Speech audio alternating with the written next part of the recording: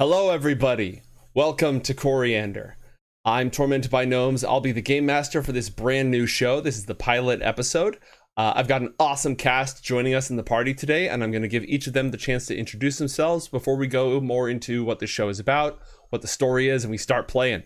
So first off, I'd like to introduce Beatdown Boulevard. Beatdown, how are you? Doing great. Super excited to be here, Gnomes. Thank you for having me. You pretty much got the main part of my intro right there on Beatdown Boulevard. Do I talk about what I do? Or Yeah. This is the part where you plug your stuff. Also, do you want me to change that to Beatdown Casts? Because you did update your Twitter handle. Nope, that's just because Beatdown Boulevard is not available. Oh, unlucky. Which is a tragedy in its own right. Off a Twitter account from it's not the point. The point is Beatdown Boulevard commentator. I do League of Legends, Valorant, Call of Duty a little bit as well, and yeah, I'm also a casual D&D player, and you probably see me on CNC once or twice now. And here's number 3. Yep. And fingers crossed that you don't get betrayed and murdered this time, because that still shocks me. I'm looking at you, Janessa. Awesome. Super excited to have you on the show. We'll meet your character in a moment. Next up, we have this clown, Ninja Man Matt, friend of the show, co-creator of the World of Anakra. Looks spiffy in his trench coat at the moment. Recently got a green screen. Aside from me stealing all the thunder from you right there, how are you, Matt? Dude, you covered everything except that I'm married with a kid. That's about it, man. No, my name's Matthew. I go by Ninja Man Matt online, or Daddy Man Matt, depending on where you catch me. Nobody calls him that. Nobody calls him that. No one calls him that. Is it Daddy Ben Matt? He is a dad. Well, because I am a new dad, so I got really into that. And you know what? I got another Twitter buddy. He also has a child, and we were dads and just bonding over that. Anyway, again, not important. But I have been. It's very important. Oh no, being a father is absolutely important. No. I meant me bonding with another dad on Twitter is not as. That's anyway. important too. We love friendly bonding. You know, you are so wholesome, B-Town. God, I love this. Anyways, like Joe said, co-creator of Anakra. I'm kind of more in the background. Joe is the guy really pushing everything, but he's got the ladder down behind him. And when I'm not working my day job for the government or taking care of my family, I enjoy working on RPG material. I am a home brewer. I work on a lot of custom classes, feats, and spells. And one of these days, I'm going to compile it all and put it on Drive Through RPG or DM's Guild, other places where you can find awesome stuff to make your home campaigns even better. But until then, I am here schlecking it up with this guy. Fan-freaking-tastic. I don't remember why I have you on this show. Oh, wait, that's right, because half of it was your idea. Last but certainly not least, we have Pods of War. Welcome to the show. Hi everyone, my name is Pods of War. I have been streaming on Twitch for about 4 years now, which is crazy. So yeah, I started as a streamer just playing Destiny and just derping around with friends, and eventually that grew into working in the industry as a talent manager. And now I am also a host for GameStop TV. So that's my Janessa Christine side. So whether you want to call me Pods or Janessa, it's all fine. So if you ever walk into a GameStop and you notice that there's a TV there, maybe you haven't noticed, but there's people on the TV. We talk about video games. The dream. It actually, GameStop was my first job, so that literally was the dream. Whoa! A lot of my coworkers, when I worked in esports, got their start in GameStop. A lot of people do, and I still very much consider that like an industry job, right? You're working in gaming. Yeah. So yeah, that's what I do. That's what's taking up most of my free time. This is going to be my 3rd time playing D&D, and I'm super excited, but also super, super nervous. So we're gonna have fun. Oh yeah, I'm excited.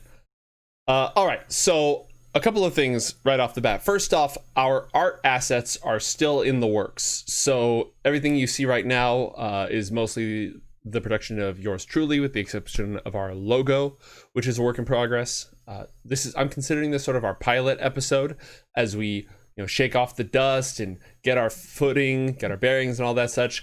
We plan on making continuous improvements to the stream over time, especially as we get into character. But let's go ahead and introduce the premise of this show, because this show does not take place in any of the worlds that you have seen on Casters and Castles. And there's a lot going on in the background that we're going to get into someday. But today's adventure takes place in Northport. It's the city. Northport has it all. It's got gleaming skyscrapers. It's got a brand new monorail system that's in the works. It's sort of a, blue sky project. It's the birthplace of the movie industry. It's got the docks. It's got industry. It's got gangsters smuggling rum under the streets. It's got entire burned out neighborhoods where you dare to go because there are things that live there. But above all else, Northport is not on Earth. Northport is in a world of its own, with its own history, its own politics, its own nations. And it is in this city that we're going to get to know as the story goes on that our adventure takes place. Specifically, on a dark and stormy night. Because you gotta. Spooky. The rain is coming down. Let me do something about that. Hey, real quick. Chat was saying I was a little bit too quiet. I wanted to just test. Is everyone able to hear me? Should I turn things up or down, or I adjust boosted anything? you a little bit. So Okay, good. I just don't want to end up getting to my reveal. It's like, and then you are.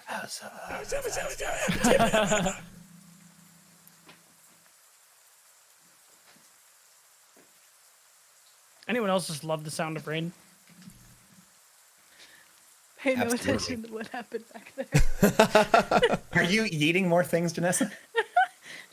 Maybe. it's all good. All You know what's right. the best thing about streaming? What's the best thing about streaming? No one can tell if you're wearing pants. Don't take that any particular way. That's Okay, one of my favorite things about it. so I'm wearing green pants. I'm convinced that if I stand up, I will be a floating torso.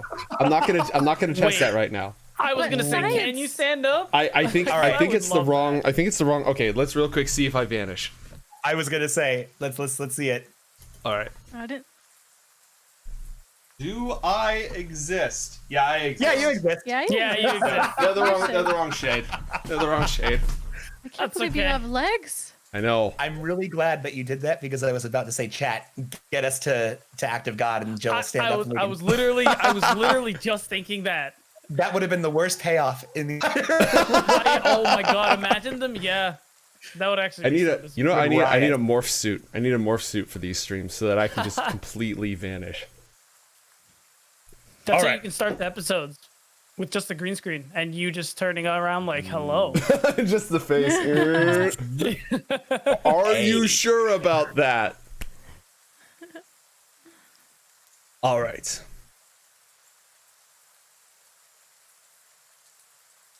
The sun went down several hours ago as the rain washes through the streets of Northport. Automobiles peel by with their blinking headlights. All the air traffic has stopped and the filth of the streets runs down in the gutters.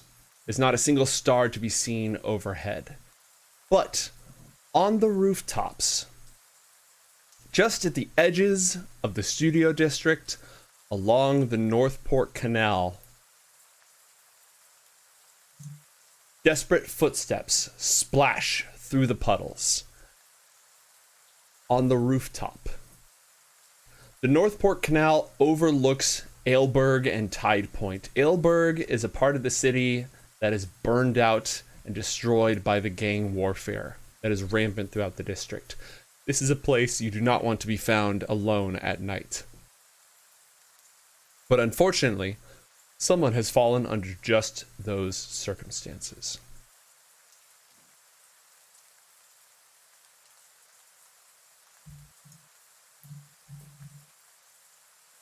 A lone figure dashes up a fire escape that groans and creaks with years of rust and splatters in the rain, nearly slipping as she hauls herself up to the very roof of the building. Rushes to the edge only to find her way blocked by a 10-foot gap to the next structure. Her pursuers are close behind, an assemblage of men wearing ill-fitting suits, wielding knives with guns at the ready, clearly of ill intent. The lady turns around, her arms up against the wall as the rain drenches down in her hair, spattering off their tweed hats, clambering off the metal vents nearby. There's no one else around as far as anyone can tell. And this close to Aelberg, nobody is coming to help. The leader saunters forth, an individual in a nice-fitting suit, wielding a machete in one hand and a Tommy gun in the other. All right, missus, look, what we have here is clearly an unfortunate misunderstanding. You misunderstood that you were going to be able to outrun us, and it's unfortunate because this is a nice new suit, and I didn't want to have to take it to the cleaners this early. You can come along quietly, missus, or we can do this the hard way. She is completely outnumbered, but she doesn't look desperate. She's calculating. She has a pale face and black hair that is clumping up around her face in the rain. She's wearing a raincoat wrapped around her that mostly obscures her visage as the mobsters close in. However, they may have thought that she was alone. They were mistaken. Beatdown. Where are you? In the vents. Okay. Sus! Oh no. Emergency meeting. Hey, I saw beat-down fencing. All right. Which vent are you in? You should be able to use the ruler tool to point to them. I will do exactly that. I would like to be in... I take it this guy here is the leader? Mm-hmm. Okay, I am in this vent. This one. Okay. What does everyone see? Or do they even see anything? If these mobsters were to look over into that vent, which none of them are doing at the moment, what would they see? Would just see my character. All and right. Our audience hasn't met your character. Can you describe him for us? So my character is basically an average built individual, has black hair.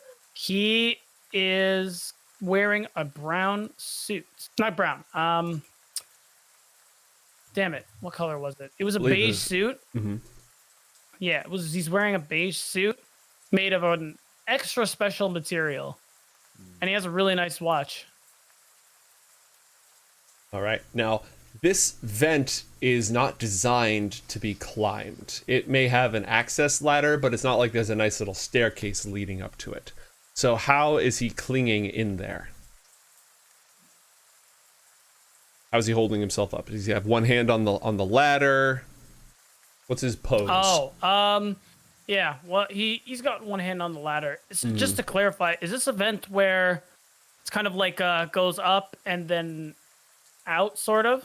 Where yeah, I see what you're talking about, like a big metal hood. Yeah, that makes sense. Yeah. That makes sense. With slats on the side of it. Exactly. So I can, like, through the vent kind of see, like, I can see what they're doing. Mm-hmm. Yeah. So I think he'd be holding on to basically the top part. Mm-hmm. Just hooking himself to the actual grate itself. You were on your way home from work when you saw this pursuit. You saw the gangsters pull up in a car alongside this building. You saw them hop out. You saw some of them on foot. You saw them pursuing this figure who fled up the fire escape. And you decided, for reasons of your own, to follow and keep track of things. What is your character waiting for? He's pretty much waiting for the leader to take another step forward. Mm-hmm. So he can Well, I guess I was going to save this, but he could use the watch to shoot a dart at some of his henchmen. All right. You notice 2 of them to the north are guarding the fire escape. 2 of them are closing in between the vents, and he's got his lieutenants on either side of him. Janessa, where is your character? So my character is lurking in the shadows on that other. Is that another rooftop? Right Yep. by. Yeah, so the rooftop across the way in the shadows, I would say above that glass ceiling mark. All right, go ahead and use the ruler tool, which is on the left-hand side, and just point where you'd like to be. Here. If anyone was able to see your character lurking in the shadows, what would they see? So my character Asena is wearing, very dark clothing, leather, fur. She's not really from around here and is new to the city, but it's all things that keep her protected, but also very loose, so that way she has a lot of movement. She's lurking there. If they can see her, she's just kind of idly standing by, alert, watching the situation, but also not getting involved.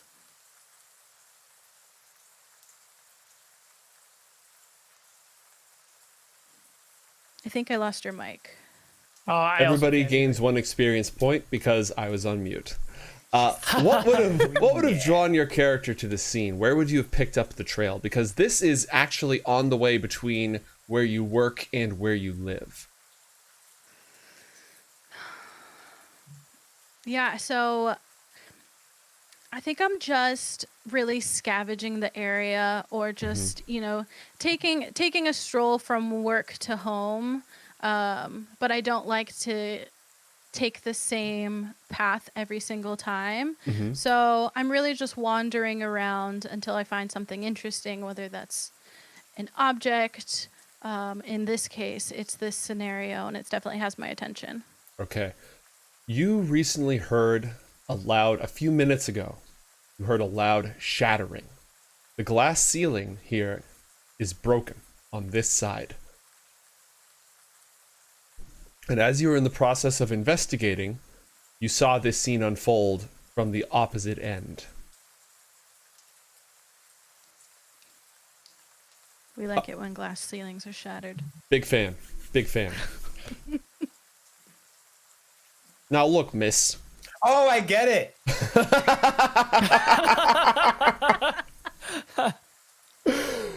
Damn it, Matt.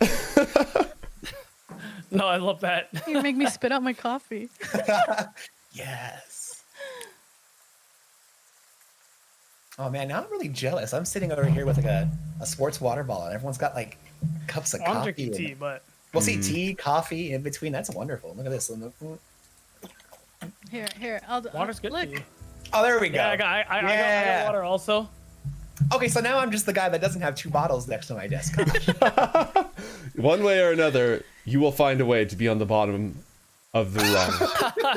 Yes. All right, moving right the hell along away from that conversation. All right, the 2 alongside the leader. All right, boys, get up. They reach into their coats and they pull out. Gaston, roll a perception check, and Asena, also roll a perception check. Da, da, da, da. All right, a 13 for Gaston, It's -1 too. and a 7 for Pods. All right. They reach into their jackets and they pull out a gun of some sort, and she hisses at them. Well, what are you waiting for? Light her up! They take a step forward. Gaston, what do you do? So I'm gonna shoot a sleep dart at this guy All right. from my watch. Okay. Here's what we're going to do. You're going to click on your character, your token, and on your character sheet, you're going to roll for initiative.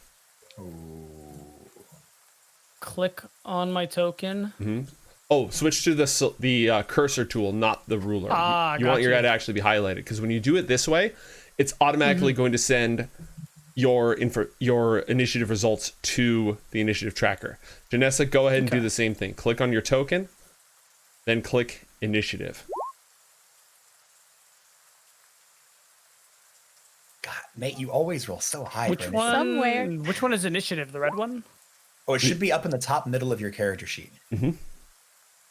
It's next to your okay, armor so I can class just and click hit points. Yeah, exactly. Oh, gotcha. Perfect. First try. Well done, everybody. Yeah. Nailed it. Awesome. First try. Okay. Oh, I need to roll. Was that a Lego reference, Matt? It was a Lego reference. Yeah. The Lego Batman. That's my Will Arnett Batman impression. All right. So, the goons guarding the entrance, they go first, but they're not aware of anything going down, so they just sit and watch. Yeah, you get him, boss. Well, what are you waiting for, boys? Light her up.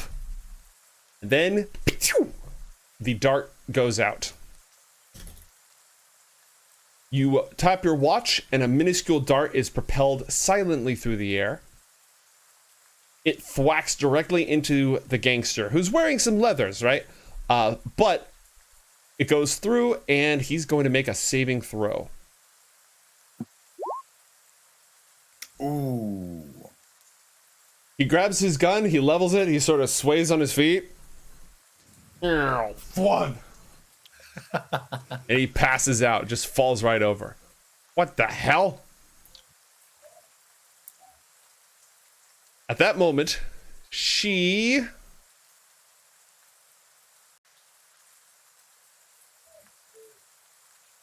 is going to run. She books it down this way towards this edge of the building. I got to keep an eye on my battle mat just to make sure that our audience can see. All right, adjust this, make sure that looks good. Yep, that looks good. Okay, Asena, it's your turn. What do you do? After I heard her hiss, I was very interested in the situation, and I'm more so curious as to why that was her reaction and who she is. So I'm going to go ahead and jump on over there and sort of like do a dive roll and land in front of her. Okay, That's awesome. so she is 55 feet away. Under normal circumstances, for most people, that would take their entire turn to make that jump. However, if you choose to spend 1 point of your focus, you could do something else. But if your point is just to make the jump and land in front of her and then see how she reacts, then that's all you'd need to do. Is that what you want to do, or is there something else you have in mind? Yeah, let's do the full turn. All right. And I'll go ahead and hiss at them too once I land. Okay, roll an athletics check as you just run across the rooftop, leap the diagonal, a good 25 feet.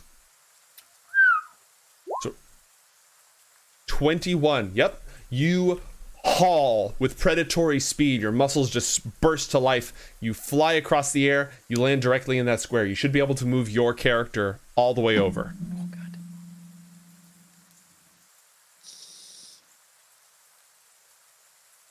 All right.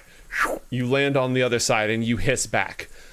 Did we agree on what your character has? Some sort of a trinket or object from your past? We discussed it. I don't know if we nailed it down. I can't there's something, but I can't I don't think we've nailed it. Yeah. Okay. Maybe like a banana phone or something. I was thinking more a necklace or like a wolf's tooth or something on a chain. A big old petrified, maybe like a big petrified dinosaur tooth. Alrighty. Yeah, I'll that wear it makes around more my sense. neck. Awesome. As you land directly in front and you hiss and she whirls to look at you. And it's the face of a young woman. God, she's got to be in her early 20s at the most. She's dressed in this raincoat that's, obscuring her identity, but her skin is really, really well cared for. She's wearing makeup that's not running in the rain. And as you land in front of her, do you have insight? I don't know. Yeah, you do. Roll an insight check. Okay. She whirls incredibly fast to look at you. She meets your gaze. The amulet around your neck pulses with your heartbeats, and it grows hot. And there's just in the back of her retina, there's this flickering red predatory light.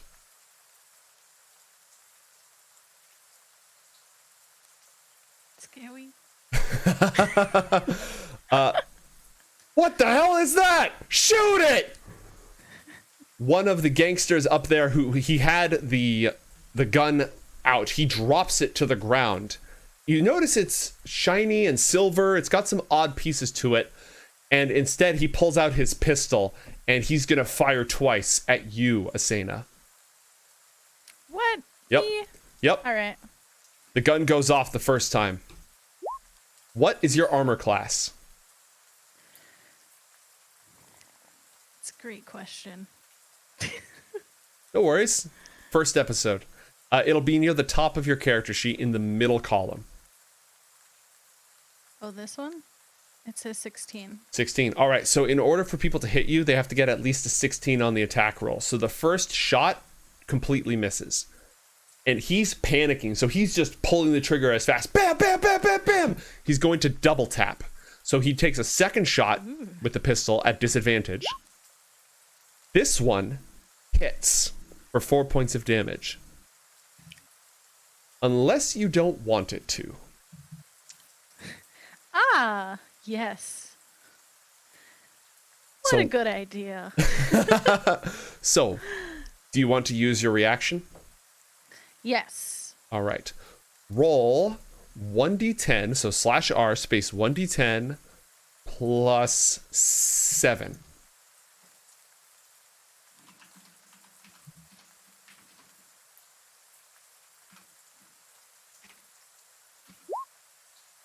Wow. Okay. As the bullet whizzes through the air towards you, your hand snaps out it with superhuman speed, catches it. You can spend a focus point if you'd like to throw it back. Hell yeah. Okay. You catch the bullet, and with almost the same force as a gunshot, you hurl it right back at the gangster. Wow. I like how if both of those attacks would have actually hit Episode you, 1 is just immediately just still would have dodged them both. All right, so I want you to click on the shotgun on your character sheet. You're not actually attacking with the shotgun, but that's going to give you the right. Just do in the chat, roll 1d20 plus 5. Oh, okay.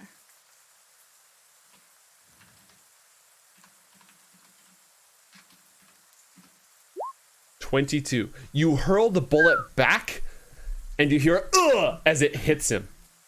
Now roll 1d10 plus 3 for damage.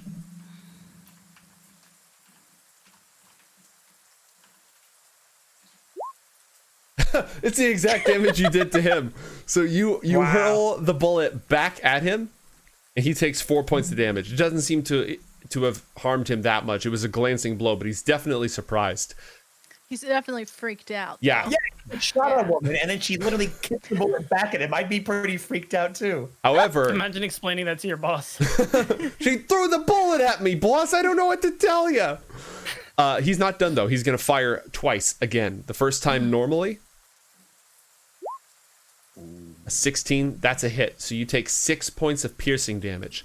The easiest way to take that damage is to click on your character sheet, or to click on your character token on the battle mat. 3 little bubbles will pop up. One of those bubbles will be a green one with your health in it. Mm-hmm. And you can click on that and just type in -6. I don't have to do math. That's awesome. You don't have to do math. Yeah, it's much better. Best thing that ever happened.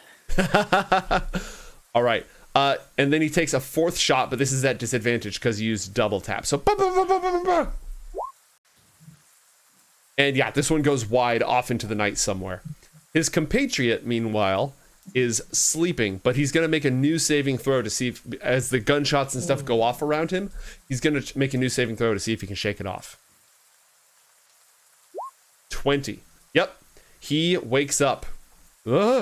He's still distracted and woozy and on the ground, but at the end of his turn, he wakes up.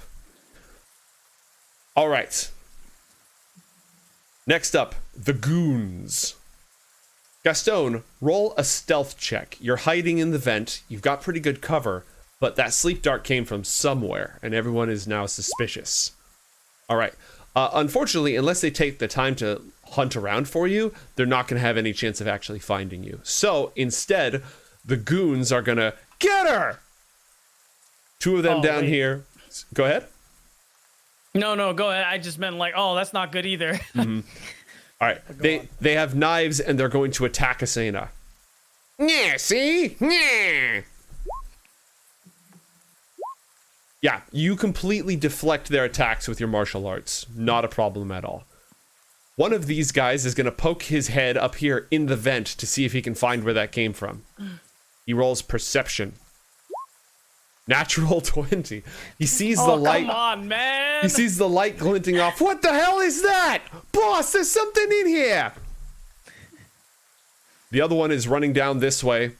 Just sort of running. He's not exactly sure what he's doing or what he's supposed to be doing. But he does see someone just ran across, so he's going to run up with his knife to go for the attack. The leader, boys, clean this up. I'm out of here. He immediately hustles to the staircase. He turns around. As he's going down the fire escape, he whips a Tommy gun out of his coat and just readies an action. The first thing he sees, he's going to blast them. Oh my gosh. Gaston, it's your turn. He can't see you because you're still in the vent. This guy sees you and he said, there's something in here, but nobody knows exactly what. I see. The angle might be awkward, but... Oh, that's tough because there's a dude looking right at the vent too. Mm-hmm. This is the guy who he's got the Metal Gear over his head. Yeah, exactly. So I feel like I should do something about him, but Gaston is really interested in the boss. So I'm just gonna both figuratively and literally roll the dice here, and I'm gonna try to sleep start the boss. Okay. The vent opens this way, so you don't have a line of sight on him. Remember how he said it's like the big old mouthpiece ones? Yeah, they all open out this way. I heard him walk over there and stop, so I'm gonna try and do it by earshot. Okay, so you just stick my hand down and be like, I think he was here. All right, you're gonna need to move yourself to this square in order to shoot around the corner like that. Problem. All right, and you just shoot it right past directly. Right past this guy. The watch goes off. This does not set off. He doesn't riddle you with bullets because you're just a little hand, poking around the corner. He's gonna roll because you are firing with no vision. He's gonna roll with advantage on his saving throw. Yeah, that's fair. 16. Let's see. Quick maths. Your intelligence. Should be on your character as well on the spells page. It'll show what the DC of all his powers is. It's a 14. All right. It's a 14. So you shoot the shot and it misses. It does not connect. You've used 5 feet of movement. There's a goon looking directly into the vent. What the hell? As you're just this nice beige suited arm pokes around the corner with elegant gloves on. I take it there's not much else I can do this turn outside of move, yes? Right, you've used your action. Got you. Well, all right then. Alrighty. Should have shot the goon. On her turn, I think you made a good choice. The mystery woman leaps across the gap. Just a standing leap. Clears all the way across. And she starts hauling really, really fast across the roof and into the shadows. Hey, mate. Mm-hmm. I know I'm not there right now, but when this mysterious figure jumps, I'm sure that, with coats and all that, they kind of flare out when you're moving through the air. Mm-hmm. Is this person's like anatomy consistent with like a humanoid? Since you said they hissed, do they have legs that bend the right way and all that? Yes. Okay. They do. Just, an incredibly athletic young woman with glowing red eyes and who hisses at things. All right, so she leaps and then just hauls, running off into the darkness. You can give chase, but so will the goons at this point. Asena, it's your turn. You're surrounded by goons. What would you like to do? Do we know how tall the building is? It's probably at least 60 feet. Okay. I think I'm gonna take after the woman. Okay. Now, when you leave all these goons, they're going to get free attacks against you unless you use your action to disengage. However, you can also spend a focus point to disengage as a bonus action, which means that you'd then be able to just dash right after her.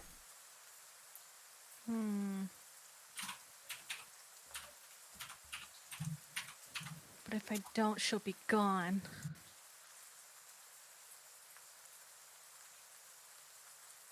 Be heroic. Be resolved. I changed my mind. I think I just want to punch these guys. Right back. Okay. Do they have punchable faces? Yes. They're within 5 feet, so. They're within 80 feet, so yes, they have punchable faces. Okay. True. The punching will continue until morale improves. Yeah. So here's Maybe how. when they stop shooting their guns at me. So with your action, you can make up to 2 attacks with your martial arts or a martial arts weapon. So, is there any particular order in which you'd like to begin the punching? Nah, I'm just gonna start unleashing whatever lands. All right. Roll an unarmed strike attack from your character sheet. 14. All right. Pow, your first strike hits. Oof. It clearly did a lot of damage. The goon is like staggering all over the place. Roll a second attack.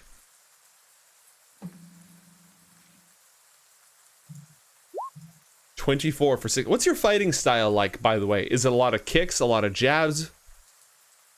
Yeah, I would say we're throwing punches right and left. Occasionally a kick in there, just for style, but All right. keeping it pretty simple, just jabs to the jaw. This guy, bam! One from the left, one from the right. He goes flying backwards and is knocked unconscious. Ugh. Now, you've used your action. However, you can use your bonus action to make a third attack. And if you spend a focus point, you can make 2 attacks.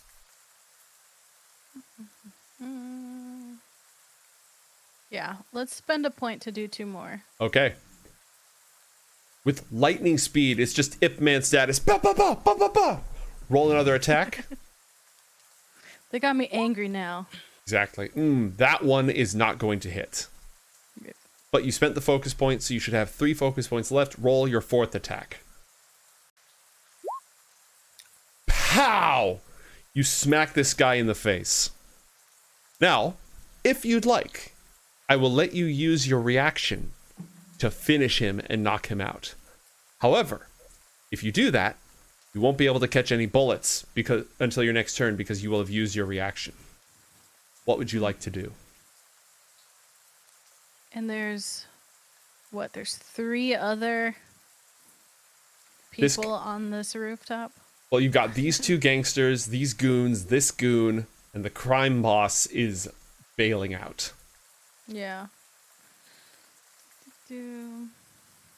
Has Asena by any chance also noticed that sleep darts have been coming out of a vent? Yes, you have. I see. Yeah, let's not use it then. All right. Holding Well, on to... Yeah, it's fine. It's fine. Going once. Going twice. We're not using it. Sold. Yeah, if there was a crime boss with a Tommy gun on the roof shooting things, I'd probably hold on to my super bullet catching power too. Yeah. Yeah, fair. Okay. The gangster who took the 4 shots at you, seeing just mooks flying left and right in a cartoon cloud of violence, he's going to back away towards his boss and levels his pistol, ready to take a shot at anyone else who moves. He's not willing to shoot at you with his allies in range. This guy who was knocked unconscious, he gets up. He's still a little woozy. That takes half of his movement to rise to his feet. He's gonna close ranks with his boss, and the two of them, they're just sort of backing up with guns in hand, sweeping them left and right, taking aim, trying to find a target. And the goons. All right, so the goon who discovered you is going to level his pistol and just shoot into the vent. There's this horrible echoing, clanging sound as he takes the shot at point blank range. Because it's a pistol, he doesn't have any penalties for doing so. If he was in a grapple, he would take penalties. So he fires his pistol right at you, Gaston. Critical hit. Oh, lovely. Do you have any gadgets that you could activate to assist you right now? I do. Because my suit is made out of a special fabric that actually hardens on impact. Of course, it's limited use, but this is the first time it's gotten shot today, so I feel pretty good about it. Okay.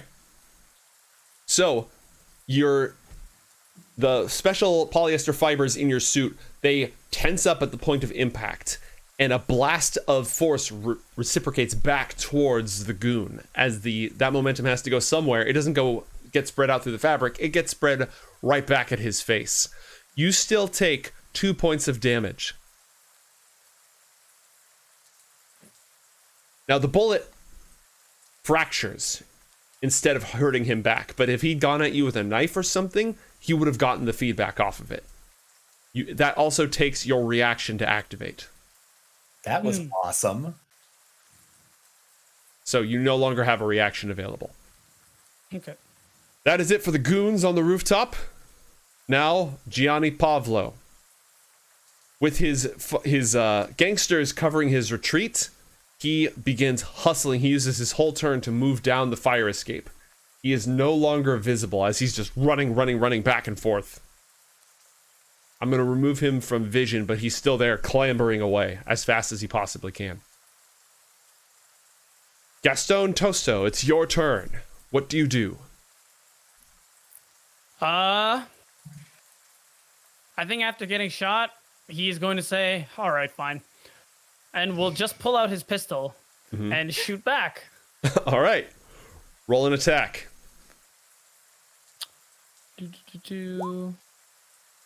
Nope, that's not right. That's also not. Wait, did I get it right the first time? Yeah, it rolled 16 to hit. There's a whole bunch of information in the block. And you do 4 points of damage. Now, if you want, you can double tap. If you double tap, you get to make a second attack at disadvantage. So we're taking that first attack you made, the 16, and if you want to fire twice, make another attack, but roll it at disadvantage. No problem. I'm very interested in that, so... All right, a 9. So the first one is a, he sort of ducks out of the way. You deal 4 points of damage. The second one, the two of you are just like shooting through the grates in this metal vent. You're just a shadow in there. Bullets are flying out the opposite side, perforating the metal, and there's this clang, clang, clang as the gunshots ring out in the night. Is there anything else you'd like to do? If I exit the vents, I imagine he gets an attack on me. Only if you move away from him. So if you just like exit the vent and go here, here, here, here, or here, he will not get an attack on you. However, these guys are aiming. Now, if you stay behind him, they can't take the shot because he's a human shield. Okay. So you can move to here and you'd be all right. Yeah, I think that's what I'm gonna do. I'm gonna move right here. I'm out of the vents. I'm just gonna like punch it open. Clang! The metal falls off. He the goon in front of you. Ah! The metal just like pops out as you're. What sort of shoes are you wearing? I am wearing just regular old dress shoes. All right. Recently polished boot just like you see this leg in a beige suit just kick out, go back in, and then you emerge, dressed to the nines. All right, the lady vanishes into the shadows of Northport. Of course. Sena, it's your turn. There are two goons. One of them is seeing stars. He's gonna have a black eye already, but he's not quite down. What do you do? Well, we gotta finish them. You know, I don't know what's happening over at the vent, but I have a feeling it's gonna need my assistance. It's pretty sus. Yeah, so let's attack one more time. Alright. Starting with the guy who's not seeing stars. All right, go ahead and roll to punch this goon right here. Yeah, see? Yep, it's a solid hit. He's still standing. You get to attack twice for free. So roll your second attack.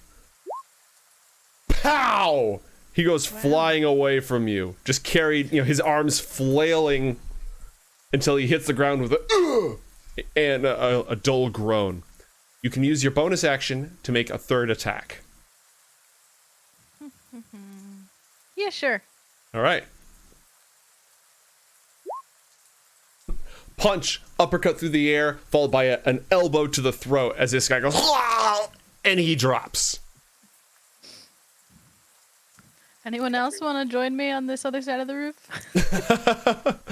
Everybody was kung Do you actually say that? fighting. Yeah, sure. I'll just yell. Anybody else? In response, the gangster here who is covering his boss's retreat fires his pistol. However, Nice. he's got disadvantage. He's too far away to be in optimal range. So he fires, and it just goes whizzing past you, completely useless. You have 40 feet of movement if you'd like to utilize it. Yeah, I'll saunter a little bit closer. Yeah, very casual. Yep. Just stepping over the guy, like as you step on him, he's like, oh! Yeah. Right there. Can I do that? Yep. The switch. Oh, I have to pick it up. Yep. The remember when you pick it up, if you right click, you can use a mini ruler tool to plan your moves. Oh. Mate, did you almost sneeze? How do I Is do what that? was? Yes. With the cursor, once you've picked up your token, but before you've dropped it, right click, and you should see a ruler pop up.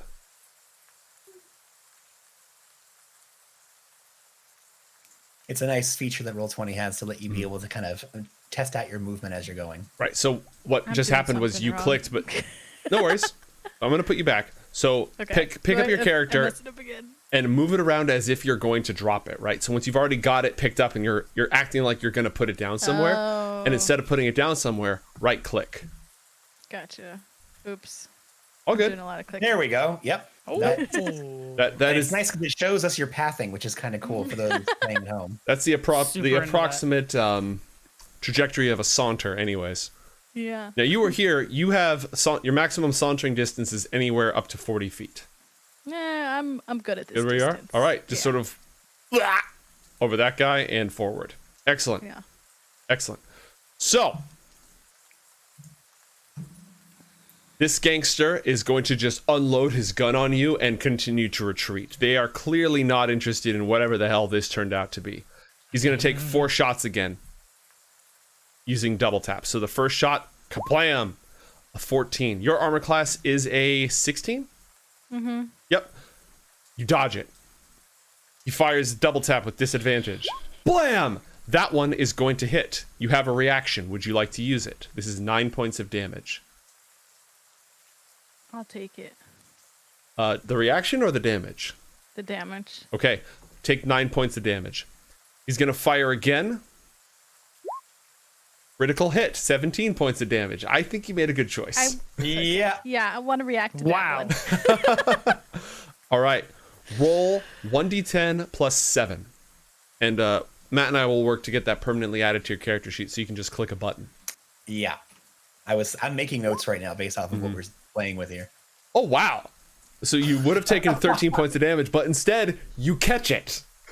Nice. You can spend a focus. You can spend a focus point to throw it back, or you can just toss it over your shoulder. I'll just toss it. All right, it's still smoldering like in your hand, but it doesn't even matter. God, that's so cool. He takes his last shot at disadvantage. Whoa. He sees you. That's a double critical failure. He sees you catch the bullet. The gun is shaking so much in his hand that when he fires, it just jumps out of his hand from the recoil. And with that, he turns tail and just dips. Wow. Hey, boss, I didn't know Weez was fighting Neo today. I'm getting out of here. And this guy's just going to use both of his out of my way. And he just shoves. He uses his action to dash. So he just goes down. You hear the fire escape shaking with all this rapid movement. Get out of my way. And he shoves the other gangster out of the way as he bolts down the ladder trying to escape. All right. I'll unhide him, because if I hide him, their initiative is completely hidden, and I don't want that. The sole remaining goon. All alone. He's gonna use his action to disengage, so he doesn't take an attack of opportunity. And he moves to the fire escape, pointing his pistol. Stay back! Stay back! The boss continues to just hustle down the fire escape. Both of you roll perception checks, please. Oh,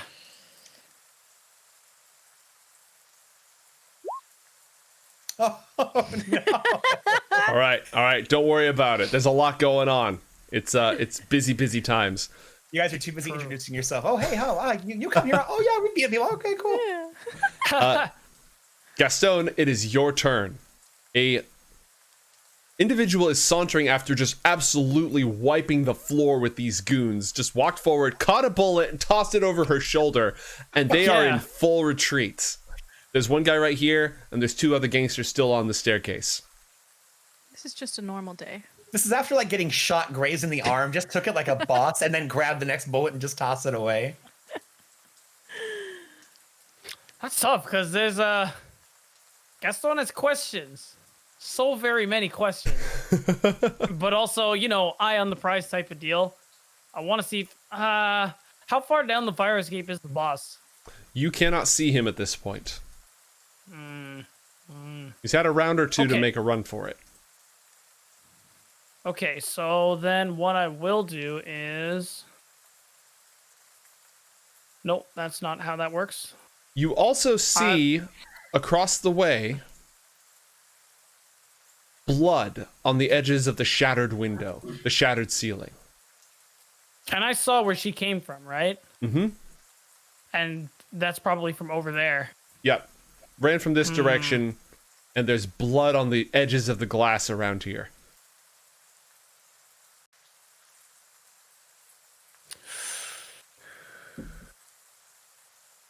I think I'll probably turn and say, don't leave, I have questions for you. But I'm going to turn and try and sleep dart. Actually, I'm going to move a little further first. And I'm going to try to sleep dart him with my watch. Just a little... Pachoo. All right. Yes. Don't... Stay back! Stay back! Thunk. I need a lullaby sound clip command. No, actually, he's got too much adrenaline going through his veins. It counteracts the sedative that you injected him with. So he's like, yeah, eyes woozy, his gun shakes, but he's just jittering too much. Well, that's about all I can do. All right, Asena, it's your turn. You also notice blood around the edges of the ceiling this way. As you're just looking over your shoulder to see where this lady ran off to, you notice large amounts of blood on the shattered glass.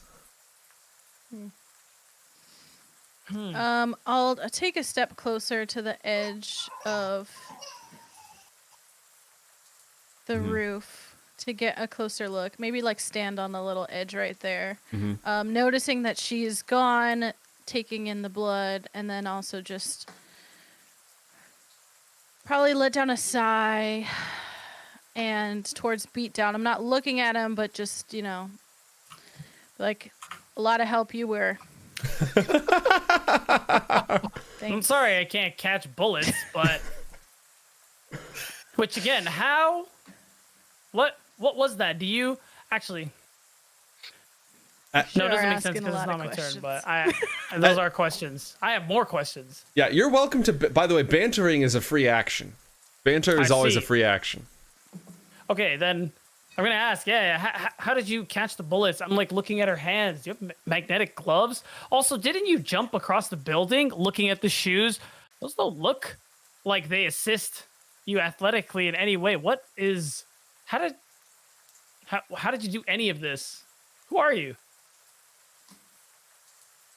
Can I move again? The villains are taking their turn at the moment. Give me one second here. Oh, they're getting away. Yep.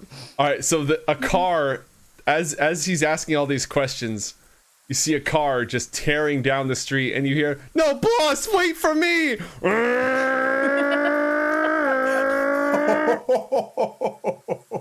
Oh no! So I'm just gonna smile and then just reassure him and be like, "Don't worry, it's always better to leave some of them alive to tell the story."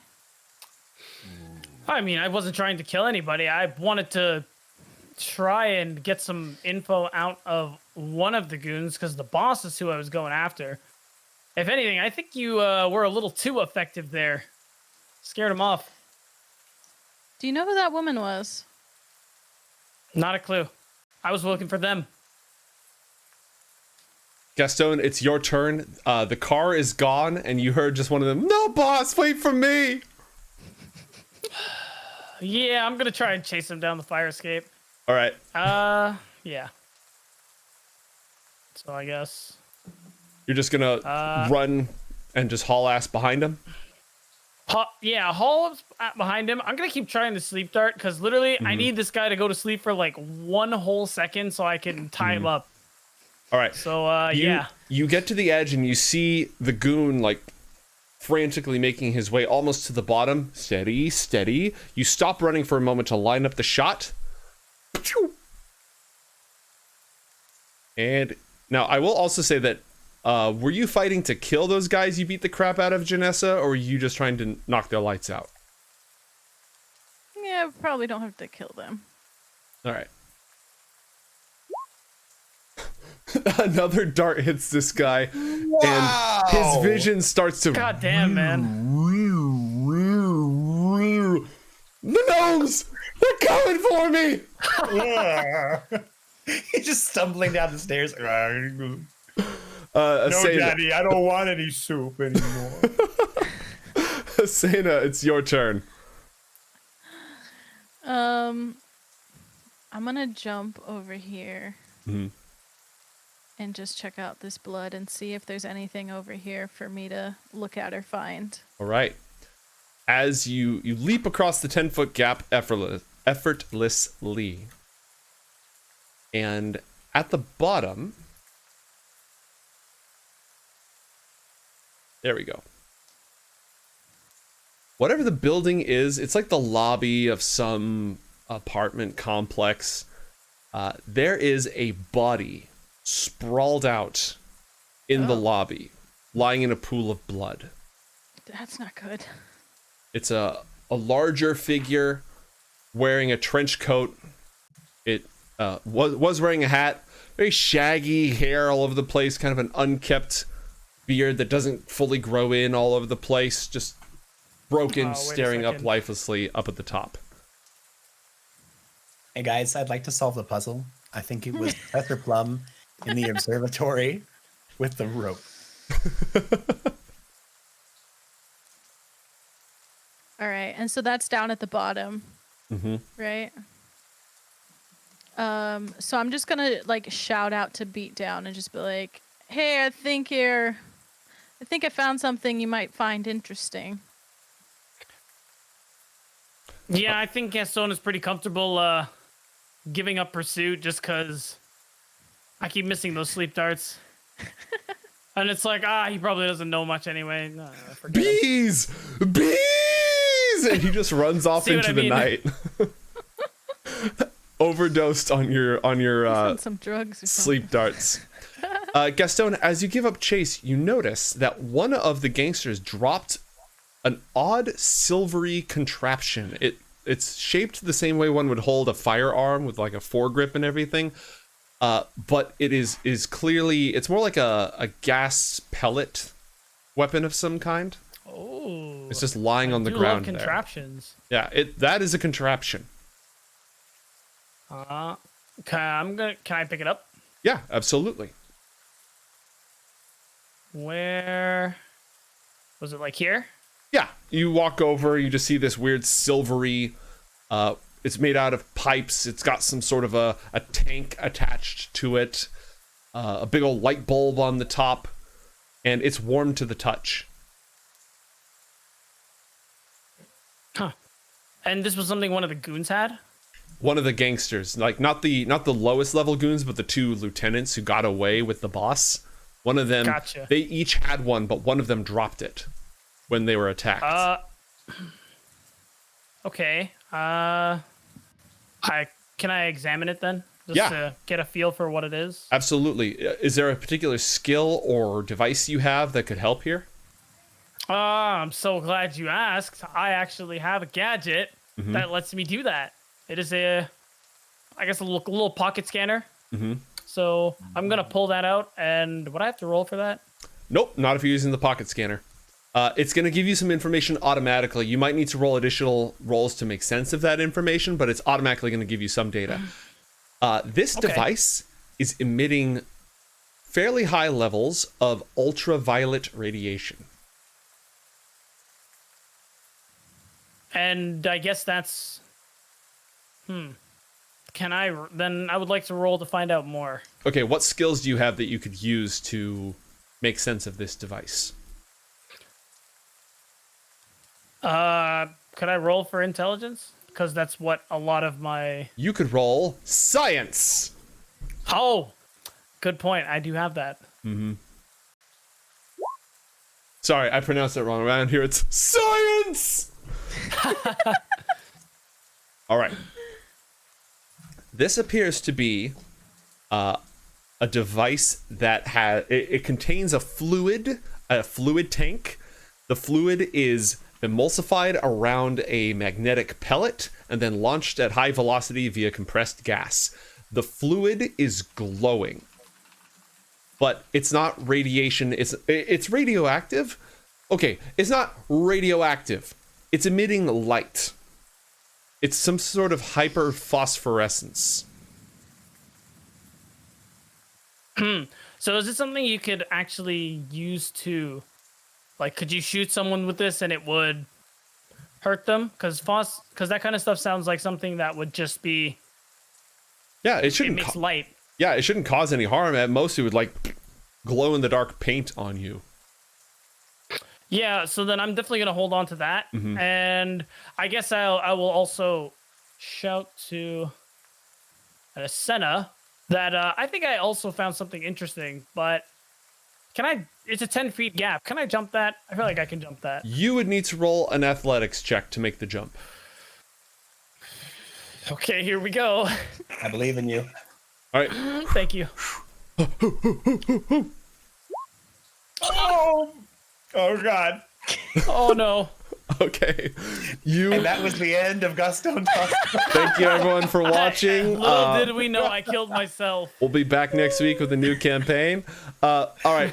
So as you're running, like you leap through the air and you feel yourself falling a lot. Roll a dexterity saving throw.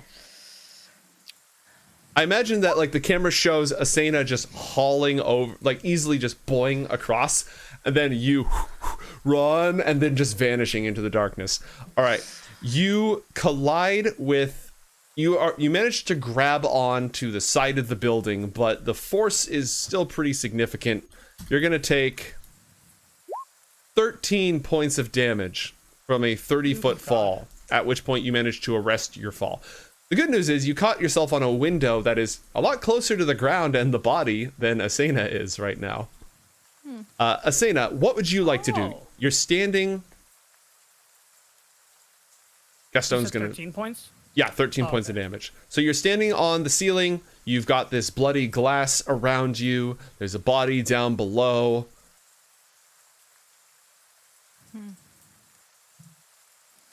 So he is at a lower window now than me, right? Okay. Well, I was gonna jump down there, but it seems like you're already on top of it. I mean, you have enough movement that you could move 20 feet down and then use slow fall to just completely drop all the way and be there immediately. Yeah. You're that fast. Okay. Let's do that and just like shock him on how quickly I got down there. All right. How quickly and safely. You just see her sliding down one of the support columns with one hand, going past you as you climb into the window. She just shoo. All right. Can I just really quickly, like, as he's crawling through the window, it's like, just wait till I finish that exosuit. Again, I want to make it clear, banter is a free action. You can always banter. I'm bantering. I'm not even here yet. Ghost banter. All right. Asana, you have arrived at the body. It appears to be a younger man, very tall, big frame. And again, he's lying on his back, staring up in a pool of blood. What would you like to do? I think I'm gonna like smell him and like smell around his body and see if there's anything I can pick up on. Okay. Blood. Fear. Some horrible, unnatural chemical smell. Cheap alcohol. And something moldering, like rot. Old rotten blood. It's different from the fresh blood. Interesting. Am I there? Am I at the scene by this point? You arrive shortly after Asana is able to give it a good whiff. Just be So like, did "Hey, I buddy." see her sniff it? I mean, Janessa, are you going like sniffing around, or you yeah. just okay? So it's obvious. All right, yeah, It's you see, obvious. yes. All right, so you clearly don't have a what's like an odor device on your face. Are you smelling the body? What? Who are you? Yeah. I sense some sort of like some chemicals. This guy was definitely drinking. But there's just something I can't really touch. Something I can't really figure out on how he died. What kind of chemicals? Well, I don't know. I don't mess around with that stuff. Does it? Okay, so I pull out the gun I found the thing I found on the roof. Does it? Can't believe I'm about to ask this, but does it smell like this? It does not. Not related. That was a really good thought, though. Nice thinking there. But I probably So- don't like that you pulled that thing out, and so now I'm on edge. Look. One of the goons who ran away had it. It's not mine. I'm Also, holding it for a friend. I'm also gonna pull out. Is there just blood on the floor? You said there was like a scent of like old blood. Is it like actually there? He's lying in a huge pool of blood, fresh blood that appears to be seeping out from his back, which he's lying on. Okay, so I want to do two things. One, I'm gonna pull out a little vial and probably take a blood sample. I also want to know, do I recognize this individual? You do not. I see. Then the other thing I want to do is I'm going to change my gloves because I like these gloves, and I'm going to flip the body over. Okay. Oh, God. The back of his trench coat is horribly, horribly torn. There are huge gouge marks right across his shoulder blades on either side. Very specifically, it wasn't like a random fight. something incredibly sharp clawed his back outwards across just under his shoulder blades on either side. And that is where most of the blood is coming from. Okay. Just so I have an understanding of the order of events, the lady who's being chased, or who was being chased earlier, rather. Okay, so when the whole thing started, the lady didn't come from that rooftop, right? She ran up the fire escape. Right. And the broken glass was already broken before Janessa's character had jumped over and joined the fight. Correct. It was broken when you arrived. Janessa, what else would Asena like to do to investigate the crime scene?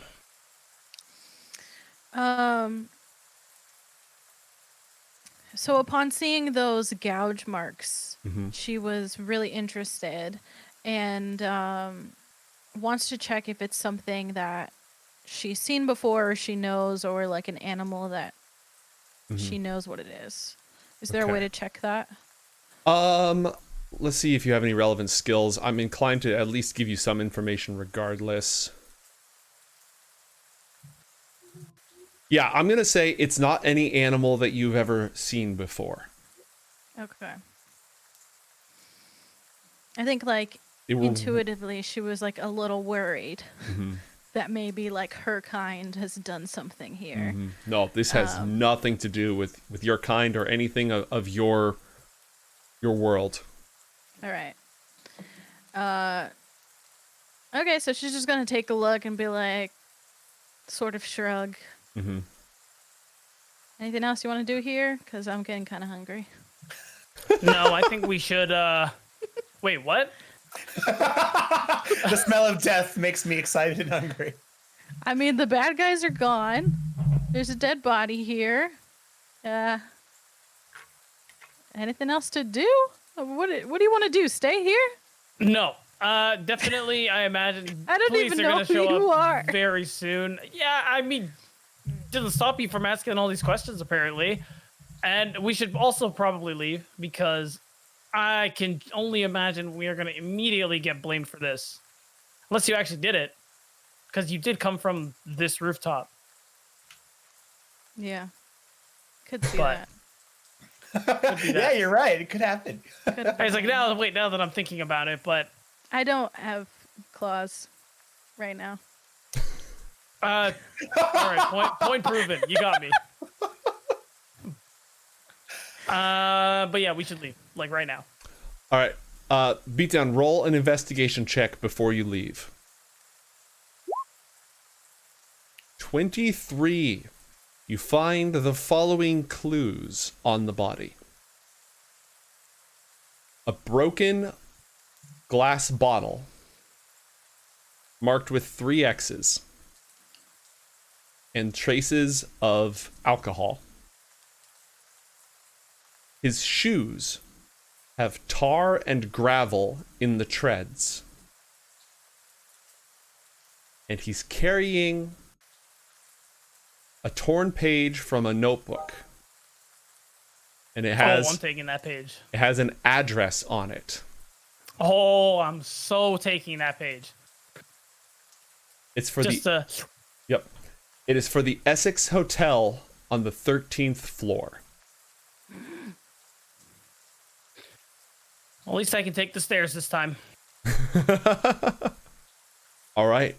What will the two of you do?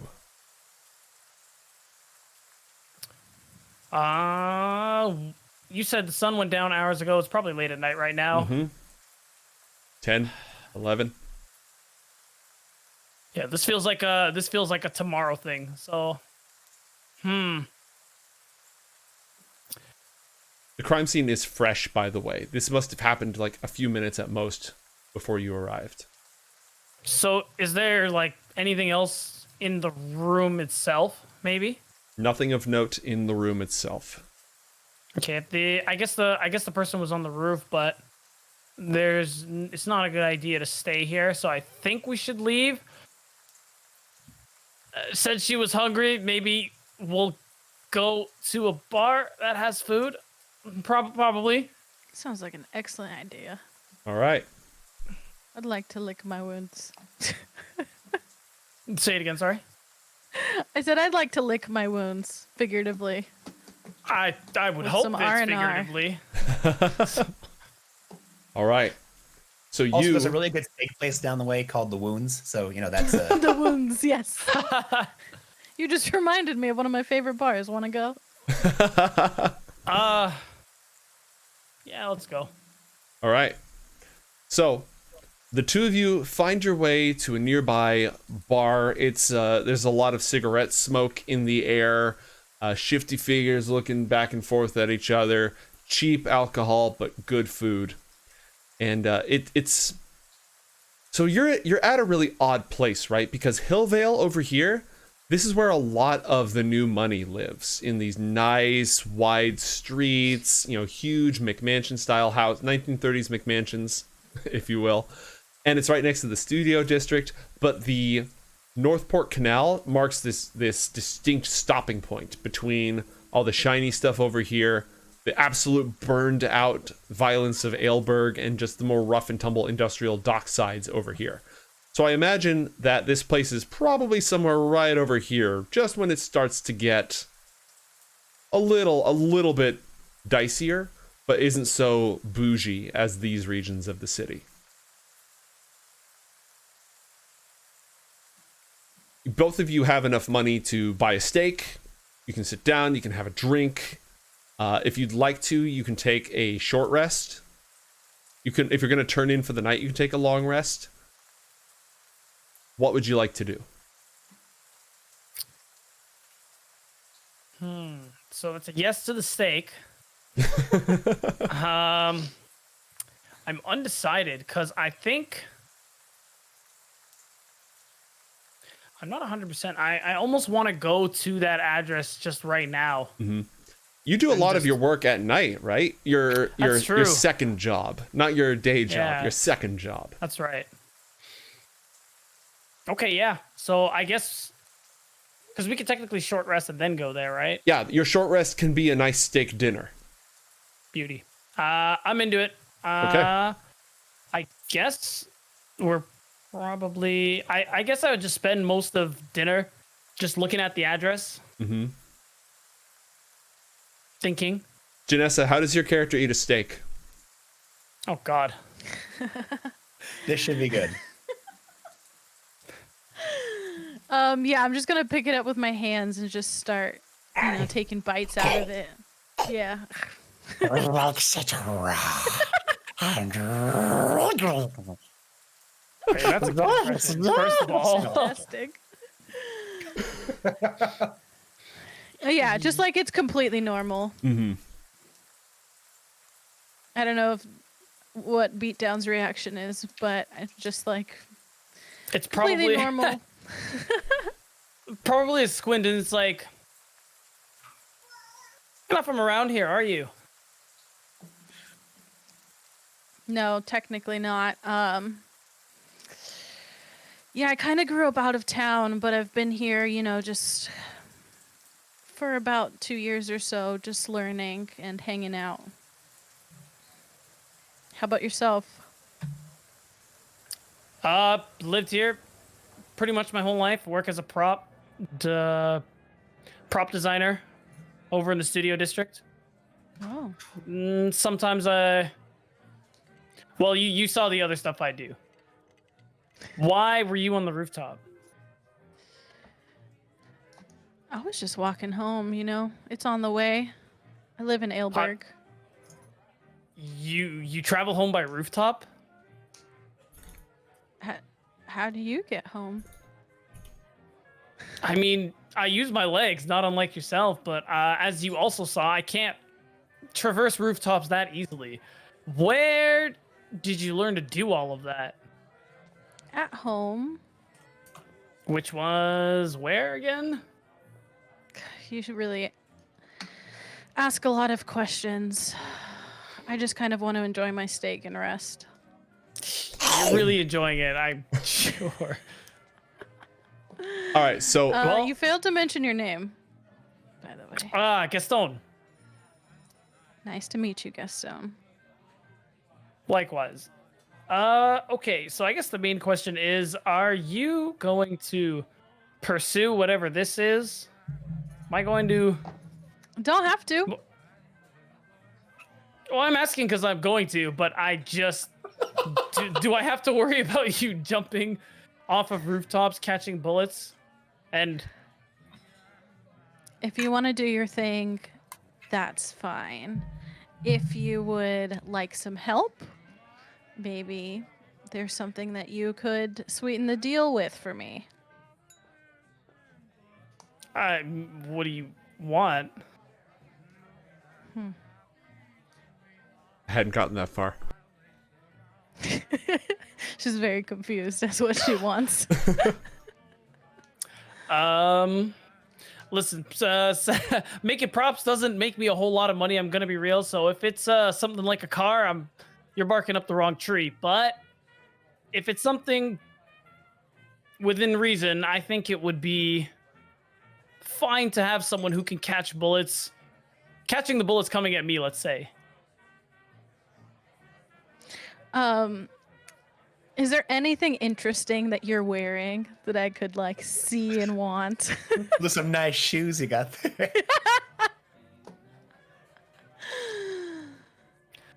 I don't think we're the same size, so I can't give you the suit. The watch is out of the question.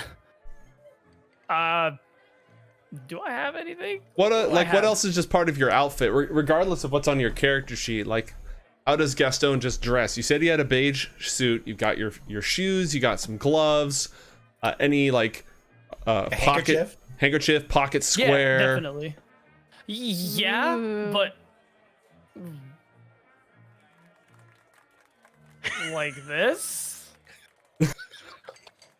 I'm just gonna like snatch it away from him and like just be entranced by whatever pattern is on this handkerchief. Whatever pattern was on this handkerchief, because you've been eating your blue rare steak with your hands. So it's just like, Gaston, you feel this chill as grease and blood just like gets smeared into it. Yeah, just imagine him breathing a little heavily, just like. I'll take this. Also, I will go with you tonight if I get to keep this. There's just so much visible confusion on Gaston's face. He's just everything that's happened with this girl so far, and this is just the cherry on top of what the hell. And it's like, okay, I think you've broken Gaston in the first night. She's All right. very pleased, and she's just gonna like stuff it in one of her pockets. I imagine it's made of the same metamaterial, so it's oddly stretchy. And whenever it takes, Yes. like, whenever there's a physical shock to it, it stiffens, much like cornstarch. So you True. can feel like. Neat. So you both gain the benefits of a short rest, which means that, Janessa, all your focus points return, Sweet. and both of you How's have the my option. health look?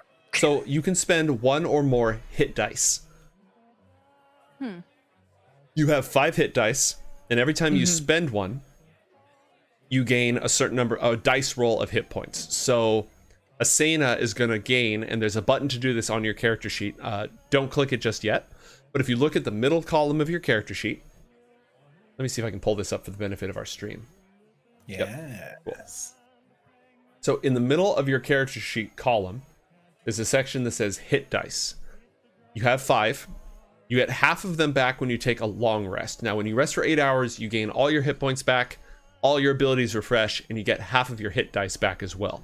On a short rest, you can spend as many hit dice as you like, and each one of them, for you, it's 1d8 plus 3. So it's 4 to 11 hit points that you get back for each one you spend.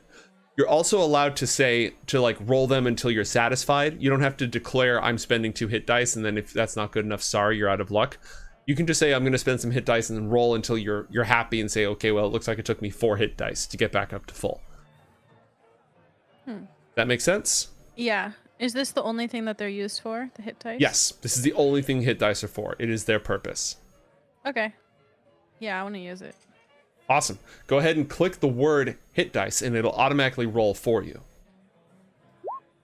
Wow, 10 hit points back. Woohoo! Obviously, you can't exceed your maximum with this, but that takes you from 40 to 50 out of 55. Might be good Works for enough, me. or you can spend another. Your call. Gaston, No, will you I'll be just spending leave her. any hit dice? I will. Every time I click it, it only rolls 1, right? Correct. Then Plus 3 hit points. Dude, this is just not Gaston's night. Plus 7 hit I was a little points. better. I just think this is who Gaston is. I already feel that way, yeah. I'm gonna roll 1 more. All right, that should top you off, right? Oh my god, that's right. You fell 4 stories.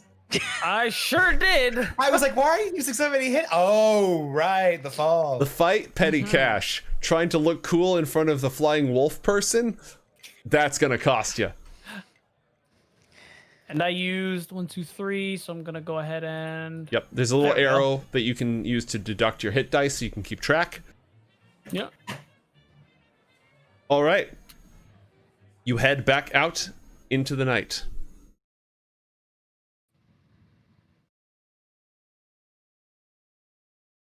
It's going to take you a while because you have to get across the city. Looking at the address, this is something that both of you know how to do, but I would say that Beatdown's character is definitely better at, just because he's lived in the city longer. And he's going to go ahead and look at the address, and you realize you have to go across the Kugel River to the Garment District. Let me go ahead and point that out to you. So, you are here. You need to go to the Essex Hotel. You can either go through Tide Point, or you can go through the fancy new settlement of Bouchard and the Gloverton suburbs. Or I vote Tide Point. Asena can probably just jump the river, though. Yeah, seriously. Yeah, I think I also agree. We should probably go through Tide Point. All right. As you go through the neighborhood, Asena absolutely knows her way around here and takes you through parts of the city that you would normally avoid because of the gangs and violence that breaks out in these areas, where it's just absolutely forsaken by the city's upper class. Nobody's ever made any attempt to revitalize it. It's just the most destitute of the destitute end up there. And my rain didn't loop. There we go. But Asena seems completely comfortable with it. And a couple of times you see some figures start to, shuffle up towards you in an alleyway, and then they see who you're with and they just vanish. Okay. So does Gaston see like the shift in intent? Roll. Like they're walking up and then you can kind of see on people's faces. I'm gonna say yes, unless it'd be funnier if he doesn't. I think it would be funnier if he doesn't. Okay. Yeah, you're just like, oh, I never go here normally. And there's just like somebody creeping up in an alleyway with a literal butcher's cleaver, and they're like right behind you, and they're like, oh, never mind. Yeah, I'm into that. You cross the bridge. It's got to be midnight, 1 a.m. at this point. You took a rest, and it just takes a while to get around the city, cabs and buses and the like. And you pass through Mercury City to the Essex Hotel. On the outside, the Essex Hotel looks like just any other sort of Fleabag joint. And you walk inside, and at the front desk down below, there's a lady with a huge cigar just popped out of her mouth. She's wearing some furs that are probably fake. Her hair's done real nice, though.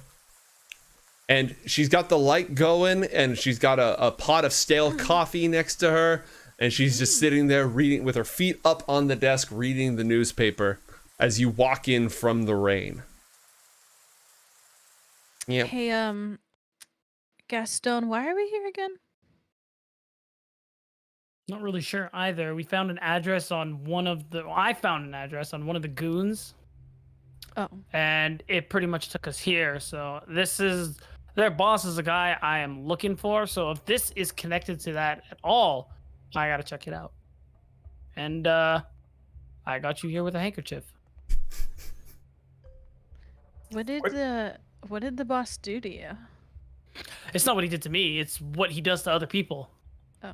And keeps getting away with it. Actually, you know your way around the crime families here. Give me an investigation check, Beatdown. Also, quick clarification: wasn't the note on the body, not Yeah. the goon? The note The note was on the body, which you're not sure how that's connected. Yes. I also roll 14. Okay. You recognize that guy. That was Gianni Pavlo. He works. Are we talking about the body or? No, the crime boss who was leading the mooks. Yes. They're all in league with the Giotto crime family. The Lincoln Giotto has a big old mansion in Greenvine. He's got very much a respectable citizen on the outside, but underneath, a lot of the movers and shakers in the city answer to him. He's got City Hall in his pocket. He considers himself an honorable opponent sort of gentleman. But this is one of his top lieutenants. Gianni Pavlo is the guy. What he was doing here? No clue. Can I help you?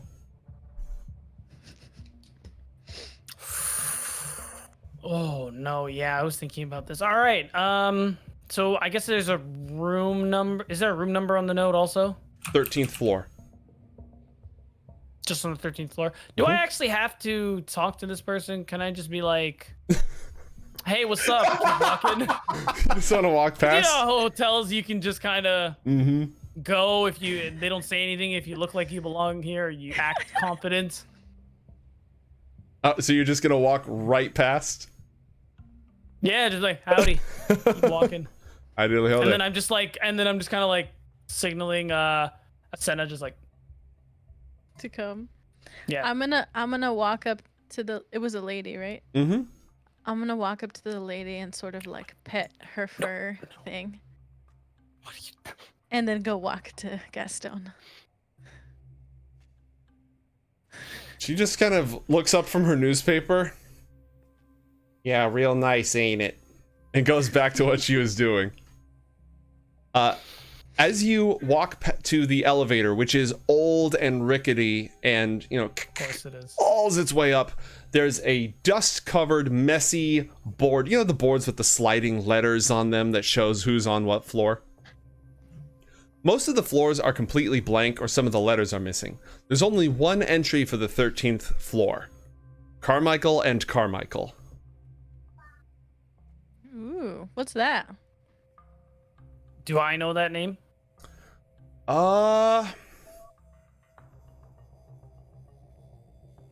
Maybe.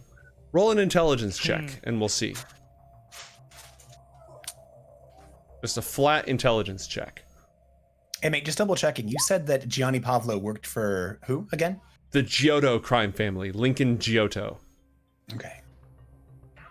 Natural 20. Oh yeah, Carmichael and Carmichael. It's an investigative agency. Kind of a small shop. It's only been around for maybe a few months, you think? And nobody knows a lot about them. They're not one of the big investigative PI houses. They definitely get results. They work covertly for some clandestine clients. Also, nobody's ever seen more than one Carmichael at a time, but you've definitely heard them. They were working with some big, rich people in the city, and they lost all their contracts recently. Oh. You have no idea what that was about. But they're operating out of the Essex Hotel, which is not exactly the nicest place in town. Also, this is one of those places where if you know who to talk to, you can get contact with anybody. You need to find a place to fence some stolen goods. You need to find a place to, like, they don't do shady stuff here, but they know all the shady people here in general. Yeah, that checks out. All right. As you head up the elevator, you arrive on the 13th floor. There's a number of offices on this floor, and they're all closed and just locked, and they're covered with dust. Nobody's been up here for a long time. But there's frosted glass on a single door with the words Carmichael and Carmichael printed on it, and there is a light inside, even though it's, 1 a.m. at this point? Gonna open the door. Okay.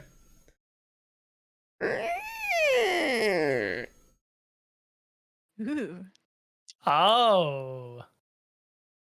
Hey. Matt, what do they see when they open the door? So when you open up the door to the office, you see that there are papers just scattered everywhere. There's a messy desk, there's some filing cabinets, and there's one of those boards. For those of you who know the meme, when Charlie's trying to piece things together on It's Always Sunny, just there's one of those boards, and then there are little like tick marks that go past it and go beyond all over the walls. There's just notes and things piled up everywhere. You see that Who's there on the is. center? Oh, excuse me. Who's on the center? Well, you're not close enough to see it yet. I know who this is. I don't know exactly who these are, but I have an idea. No. He's asking who's at the center. Is it Pepe Silvia at the center of the conspiracy board, or? Oh, yeah. Oh, gotcha. But if I'm not close enough, that's okay. Yeah. No, it would take quite a bit. It looks like just a chaotic jumble. One of those things that the person who knows about it would have a pretty good idea, but if not, you'd have to spend some pretty decent amount of time looking through it to see even what's going on there. I will briefly describe these people, and then I will let Matt do the rest. Perfect.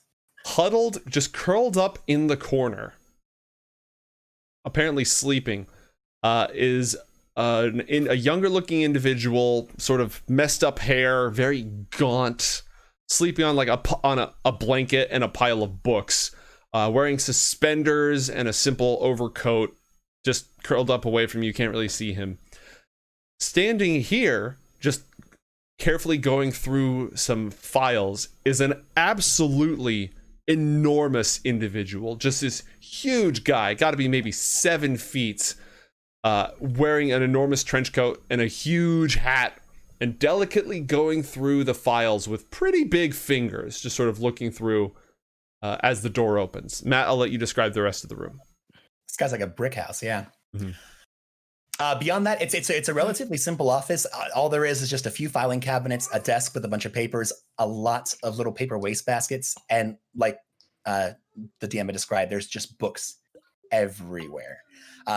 Not shown here, but it's almost like when you walk in, it's like looking into when you have a bunch of stuff in like a hoarder house and it's just piled up, and it makes like little hallways.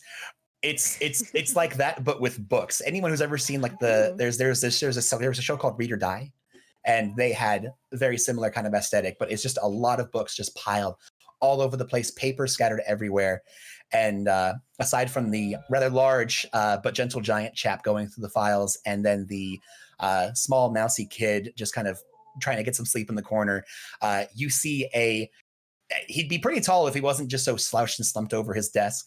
But there is a man with a nice coiffed side-parted pompadour, heavy stubble covering the face. Just to get a glance at his eyes, he has just dark circles ringing around the face. Looks like he hasn't slept a wink in days. And he's wearing a nice 3-piece suit, but it's disabled. He has even inside, he has a trench coat on. And it looks like at one point this suit probably looked really nice, but either through just years of wear and tear or just not taking it off, it looks like this guy probably lives in this thing. And just from walking in, you are assaulted by just the scent of booze, cigarettes, and a little bit of BO. When you guys enter the door, you guys didn't even knock, right? You just straight up opened the door. Just open the door. As soon as you open the door, John looks up. What the hell are you guys doing in here? Close the freaking door. Come on. Take a seat. And he gestures over. There's just one chair sitting in front of the desk. And he looks between the two of you. One of you is going to have to stand. And you see that he kind of shuffles some of his papers. There is a half-full whiskey bottle with a glass with some of the dregs still lingered at the bottom. He kind of pushes them to the side, shoves one in a desk drawer, and you see he kind of just makes sure that he looks at least somewhat presentable before taking you in and just gesturing over at the seat for you guys to either sit or stand by. What do you I'm sorry, what can I do to help you? Asena's gonna wave and say hello, and then start going towards that clock on the or not the clock, the light on the desk, and just turn it on and off because she is entranced by this little light. Yeah, don't worry about her. We're here because of this. No, I'm pretty worried You're- about her, but let's come back to that. Fine, we'll come back to that. We're here. This was on a corpse, more specifically in his hand. Where were we when we found the body? You were just outside the studio district. Got you. So we were in I believe, an apartment complex in this just outside the studio district. Someone fell from a rooftop through a glass ceiling onto the floor, and also what looks like had his back ripped open by a cougar.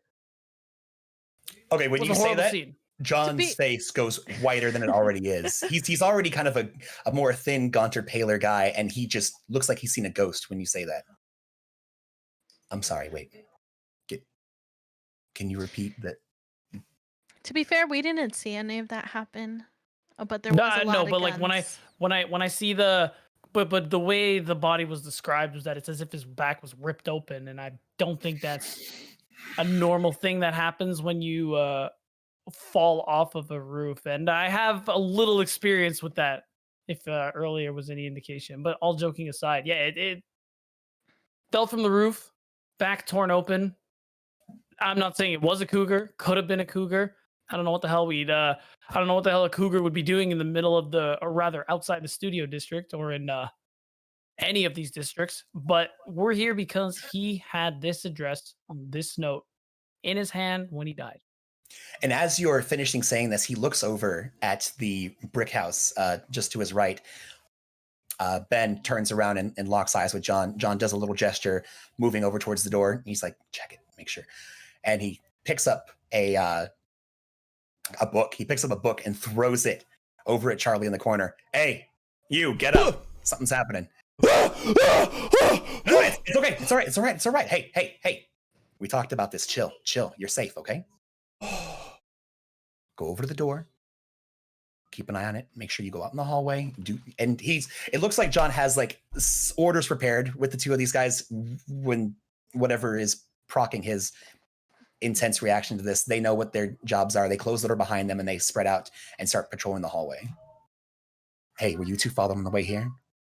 Where the hell did you find this? And John, if you're offering it to him, he takes the paper and starts looking it over. Yeah, take it. Nobody would have followed us. Yeah, Joe, do I we walked through recognize- questionable areas too, and surprisingly, no one seemed to have been around. Do I recognize this paper that Gaston handed me? Do you have any skills that would let you identify handwriting? Let's see here.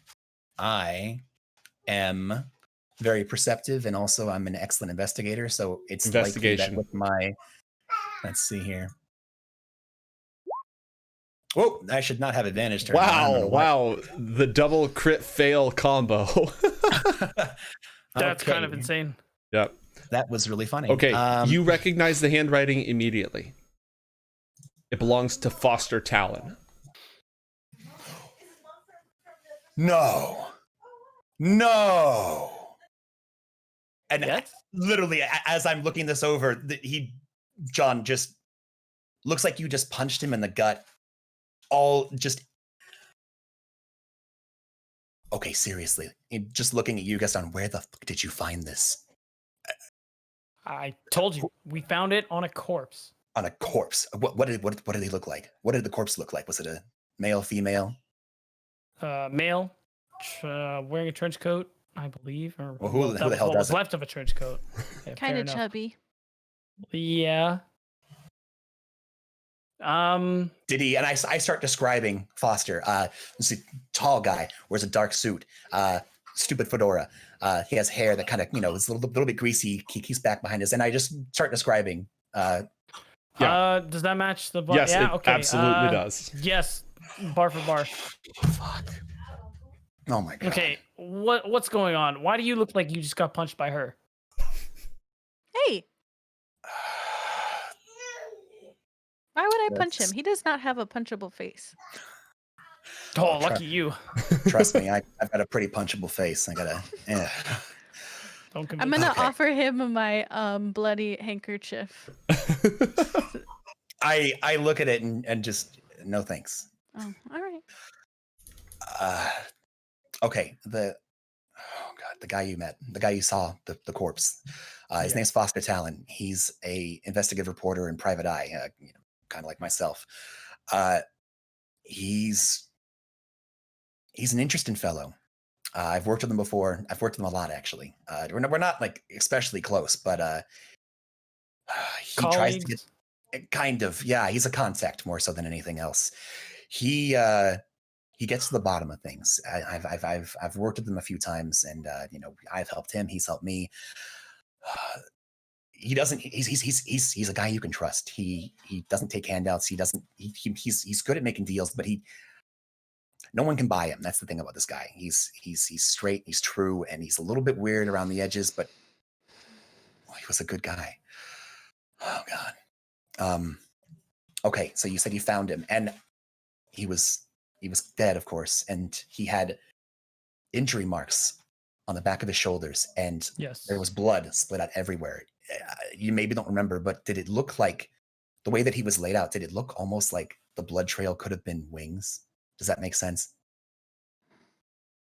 Actually, yes. I had that thought. Shit. He was fine. I knew he was. I knew it was possible that they could have gone after him. That he met some of the details he kind of covered, but who? Oh crap! And Joe, do I recognize either of these two at all? I know I've only been in Northport for a few months now, but these guys seem like pretty impressive characters that maybe I would have. They've managed large. Well, I'm going to actually leave that to the two of you, because I know that Beatdown tries to keep a low profile as Gaston in his day job.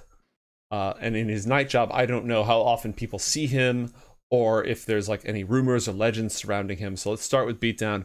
How likely is it that you would be identifiable by somebody who's in the private investigative, ear to the ground sort of business?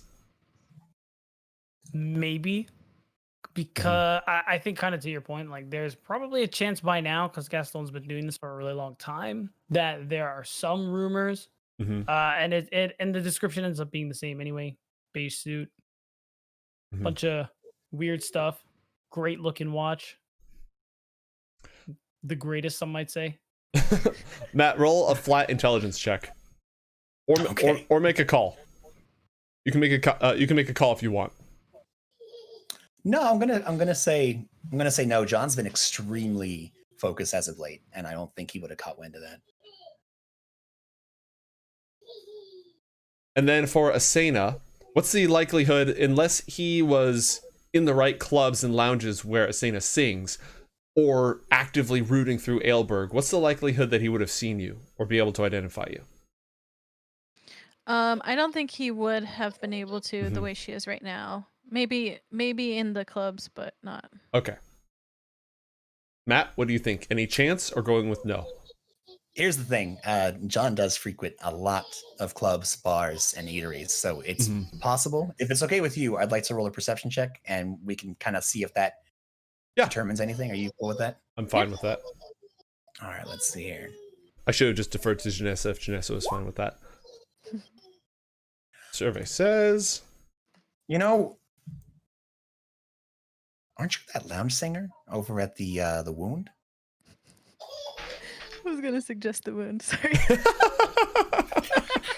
What the hell are you doing here? I mean, you got a lovely voice, and don't get me wrong. I mean, I'm sure you get around, but yeah, I do that sometimes. Trying to, I just started singing a couple of months ago, so yeah, I have picked up a couple shifts there. But I was really just on my way home. We didn't tell him, Gaston, about the woman at the top of the roof. No. Maybe that would be... You skipped over the best part of the story. Are you kidding me? You guys were... Wait, hold on. The best part for who? Because the thing was, she was on the opposite rooftop, and she never even... It's not like she traversed it the same way she left it. She went up the fire escape, then jumped over to that roof, but the broken glass and blood was already there, so I'm not entirely sure if she's related. So here's what happened. I was on my way home. Huh? Oh no, go ahead, please. Okay. After I was singing, doing my thing, I was on my way home, and I saw this woman surrounded by a bunch of mobsters, and I was just keen to hang out and watch what happened, but then she hissed at them. And so I jumped in front of her, and my stone on my necklace started pulsating. It's like we had this connection, and I've never seen it do that before. I'm sorry, you got a necklace that pulsates? Oh, yeah. Does it do that Want a to lot? see? And I like take it off and like hand it to him. Okay. I look it over. All right. When you hand it to John, you see that he starts looking it over, and I'm going to roll a sleight of hand as part of this. Okay. Hey. I'm not trying to take it. Don't worry. Okay. Janessa, what's your passive perception score? That will be on your character sheet on the lower left-hand side.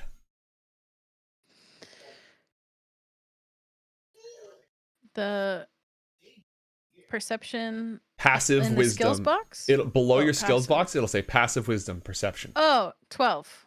Okay. Yeah, I'm just really looking it over. I make sure that I'm kind of just rolling over my hands every now and then. I kind of looks like I'm trying to make something of what you're giving me here. And Joe, from my investigation, is there anything that I'm getting off of this that have I seen something like this before? Is there anything that, did I see this in a pawn shop? Is this something, I know there's some weird stuff in this city, but am I picking up anything weird?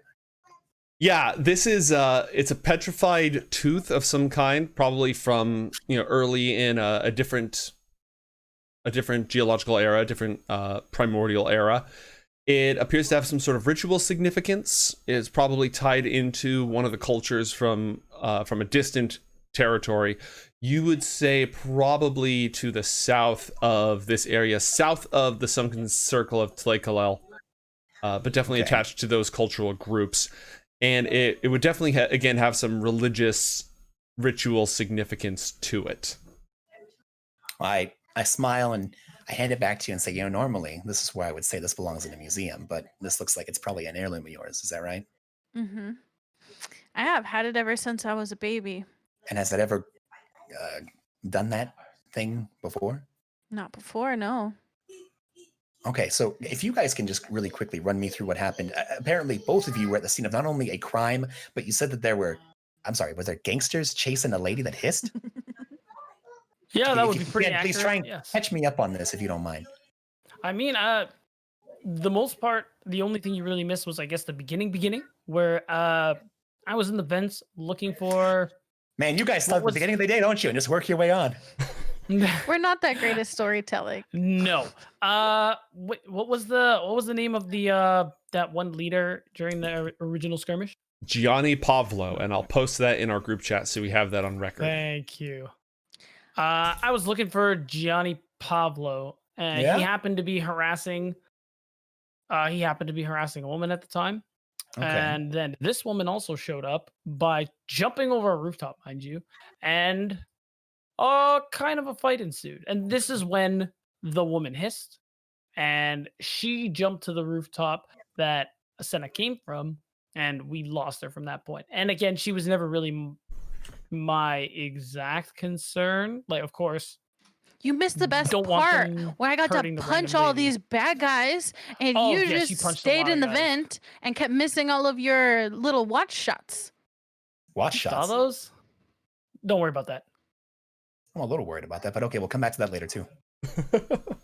Maybe. I punched one guy and I knocked him out, and then I punched another guy, and then he started shooting his gun at me, but don't worry, I stopped that and I shot that right back at him, and then I punched the other two. Okay, wait a minute. Yep, this is getting really, really intense. Let me and he reaches down, grabs that half empty bottle of whiskey and just two really dirty glasses. Can I offer you guys a drink? This is a little more than I was expecting tonight. Sure. I'm good. I'll take one. Don't drink on the job. I respect that. I used to be like that until anyway. And the hulking figure that's outside of the door opens and like gingerly opens the door. Is there a bell on the door, Matt? There is now. Okay. The bell, and he leans his enormous head like he has to duck in. John, don't forget, there's tea in the drawer for our guest. Oh, Ben, right. Thank you. The tea. Wait. That's- Just tea, right? Not the tea, right? Just tea. Okay, good. It Yeah, was yeah, purchased just making from a market on the corner, a corner market. Good. I know. I just want to make sure because last time when Charlie offered some guest tea, it was that tea, and it didn't go well. So I just want to make sure that it's not going to. That tea is secure. Okay, He good. looks at Well, the thank safe in the corner.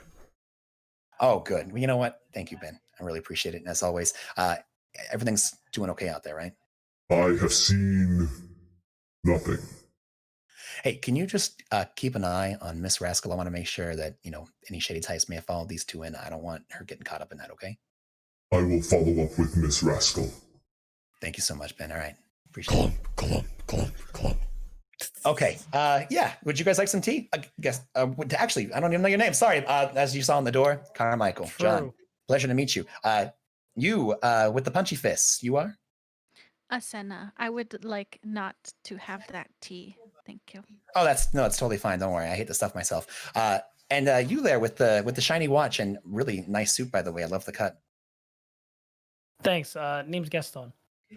Pleasure. Would you like some tea? Normally I would indulge, but I'm all right. I'm just gonna let you know right now. I know that seemed a little bit weird. It's just tea. There's been issues in the Promise past. you it's unrelated. It's Earl Grey. related. Okay. I'll take the whiskey though. Yeah, I got another bottle right here. Give me a second. Whiskey. Oh, And I'll then take another whiskey then. John opens the drawer. He kind of leans down below the desk, opens up the drawer, pulls out a bottle, another bottle of whiskey. This one about quarter full. Looks like a nicer brand though. And then a little cat jumps out from behind the desk and lands up on John's shoulders. It is a really interesting looking breed. I don't even know how to I can describe it for you. I don't know what that breed would be necessarily, but it is a little thin, small cat. Just not even kidding. Electric blue hair with purple stripes running through it. And it looks like it has a bit of a bent tail and it's a bit frazzled, like it just like clawed into a light socket. It looks fine, but it just has this really like kind of, well, actually, I should say the overall aesthetic makes you think the cat would look kind of, but its face just looks really calm, pleasant, and it has these really large golden eyes. And it just paces along John's shoulder, going back and forth a bit. I'm gonna try to blink at the cat because that's how you show that you are not dangerous, and I want the cat to like me. Right. We got way off topic. This is literally why I don't drink. Whoa! I want to be clear. My inebriation has nothing to do with this. All right, I'm a fuck up without even touching the stuff. Okay, so don't blame the alcohol. You know what I mean? But What's you're your right. cat's name? You know what? Fair enough. But what I really want to know is you seem to have very Chester. specific people in mind when we talked about the corpse. Your friend, remember, or contact, whatever he was. Right. Who are you concerned about? Okay, so here's the thing. If we start talking about this, which I'm fine with doing, but you two are going to be getting involved in something that, I mean, it seems like you guys can take care of yourselves. I mean, you were able to, hey, Johnny didn't kill you. So, I mean, that's great. I mean, he's more of a fuck up than I am. And, but he's dangerous. I mean, he had the machete and everything, right? He had the Tommy gun and the machete and he was like, yeah, Shane, yeah. What he does. Okay, yeah, no, that's him for sure. Okay, I can bring you in on this. It's a case I've been working for a long time, and I didn't expect. I mean, I knew Foster was kind of giving me a hand with it, but I didn't expect it to happen like this. If I pull you in on this, like this is some pretty deep shit. Like you're going to be knee deep in it. I'm not kidding. Okay, but some pretty serious people are going to come after you. Well, that's Are you Tuesday. all right That's with that? Tuesday. But Oh, shit. my real question is your friend. You said he was a good man. Yeah, he was. and the people that did this, what are the likelihood of them just being caught? Do they face punitive measures? Does anything happen to these people, or it's just kind of do as they please type of lot? Because Northport has plenty of those. I want to roll an insight on Gaston right now. Mm-hmm. And what I'm looking for is I want to try and you can tell me this beatdown, whatever you're comfortable with, if I can get a sense off of you with a 15.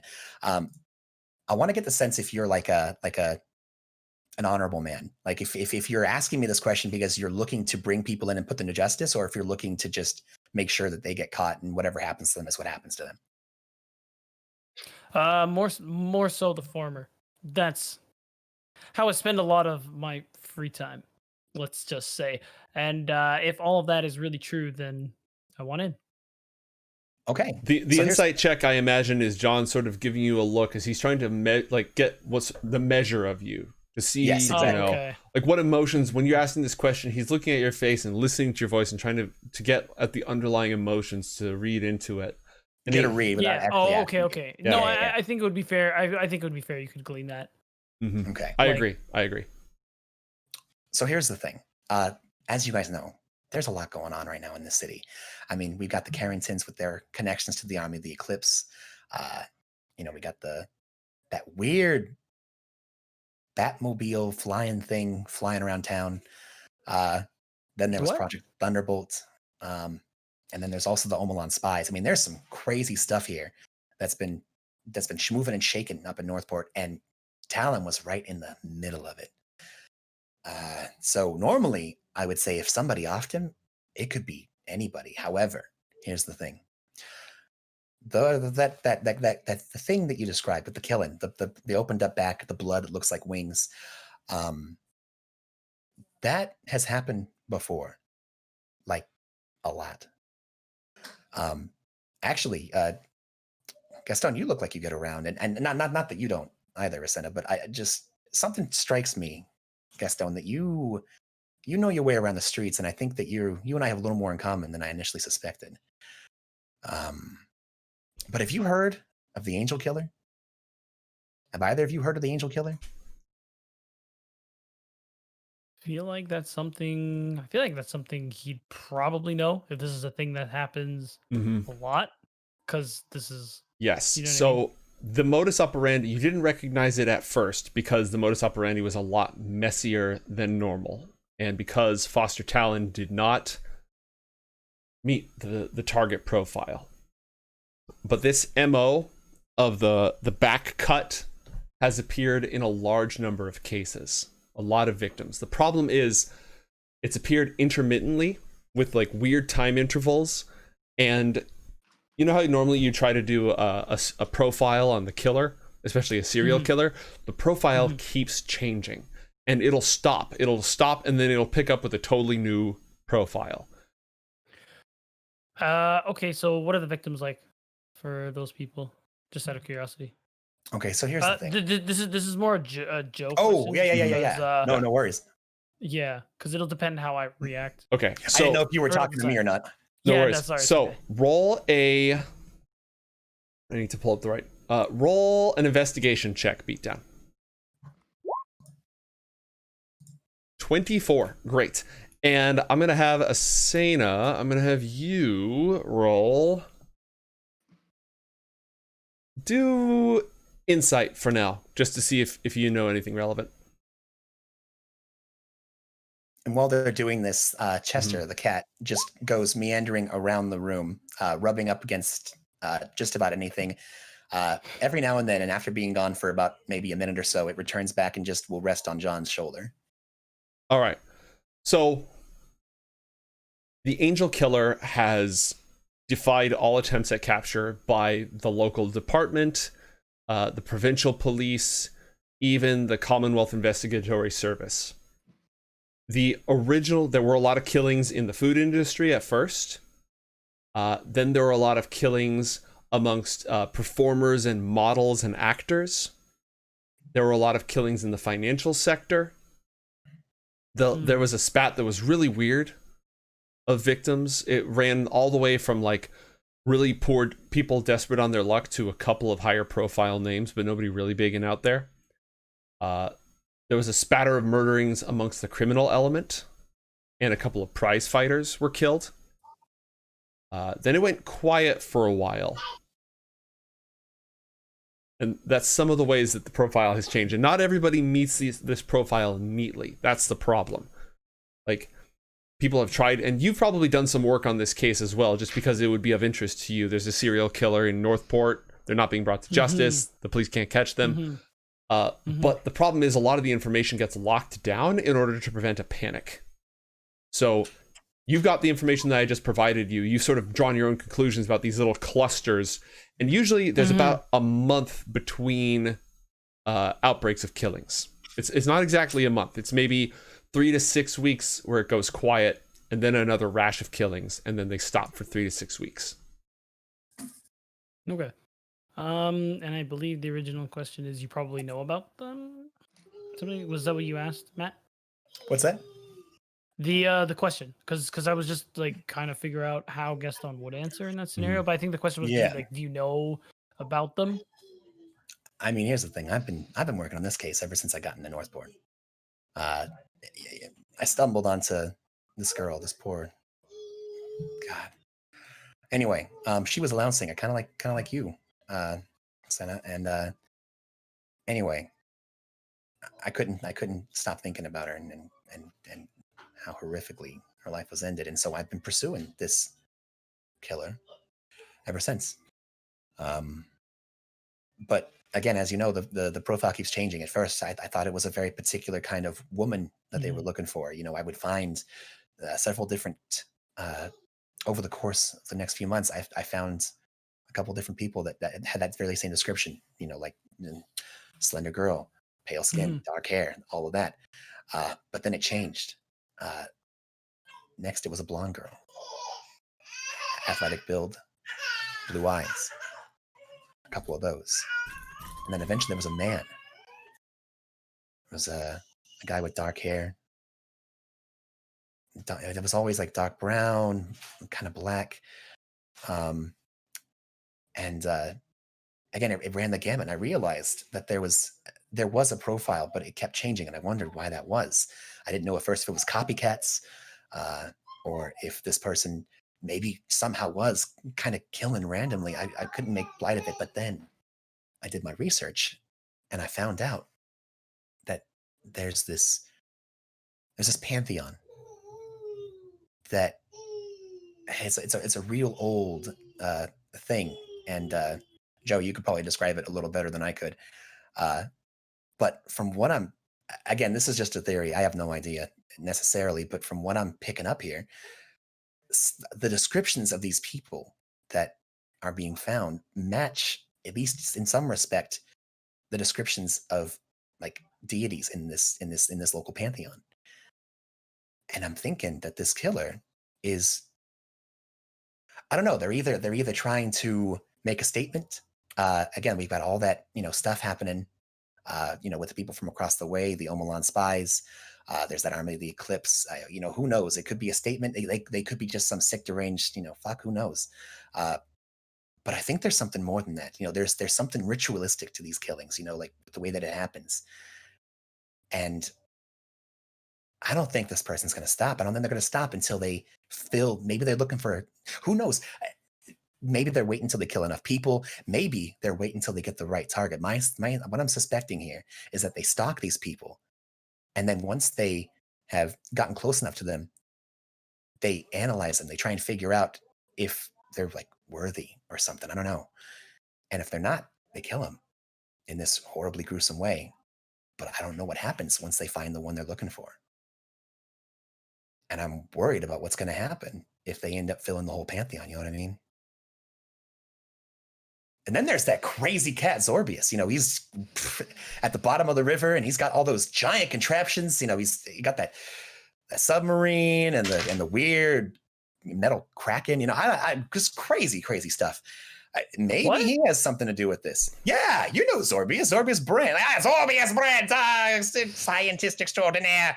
You know, you've seen him in the papers and in the radio and stuff. He pops out of the bay every now and then and just goes Godzilla on the town for a while and then goes right back in the water and Sometimes he steals stuff. Sometimes he just destroys stuff. I mean, the guy's crazy. Obviously, you have heard of Zorbius Brandt. That impression is exactly spot on. He is an evil scientist who builds robots and has a hidden underwater lair.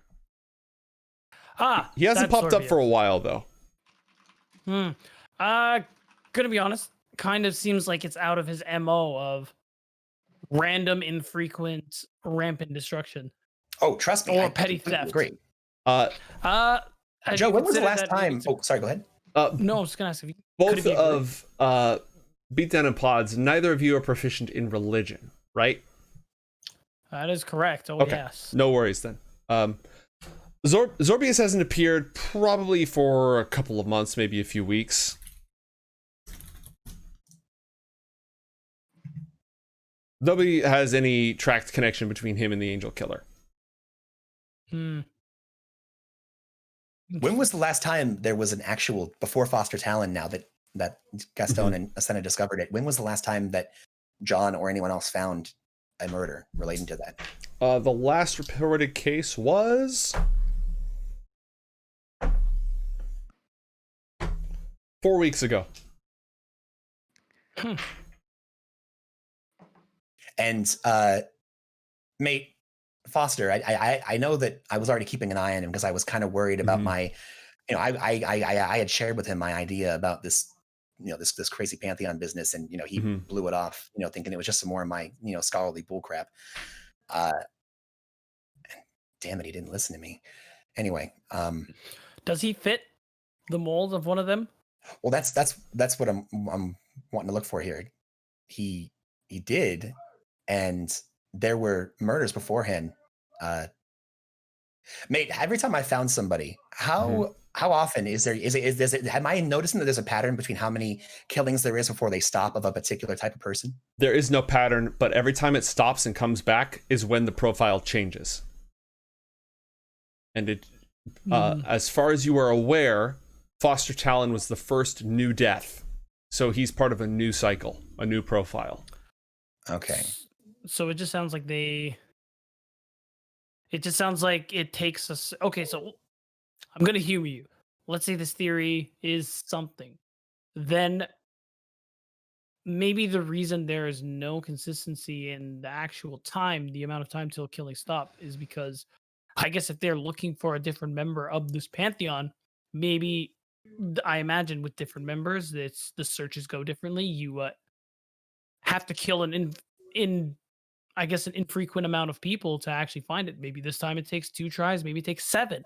Maybe it takes 5. I hope the hell not. But yeah, hey, that's you're right on the money. You're absolutely right on the money.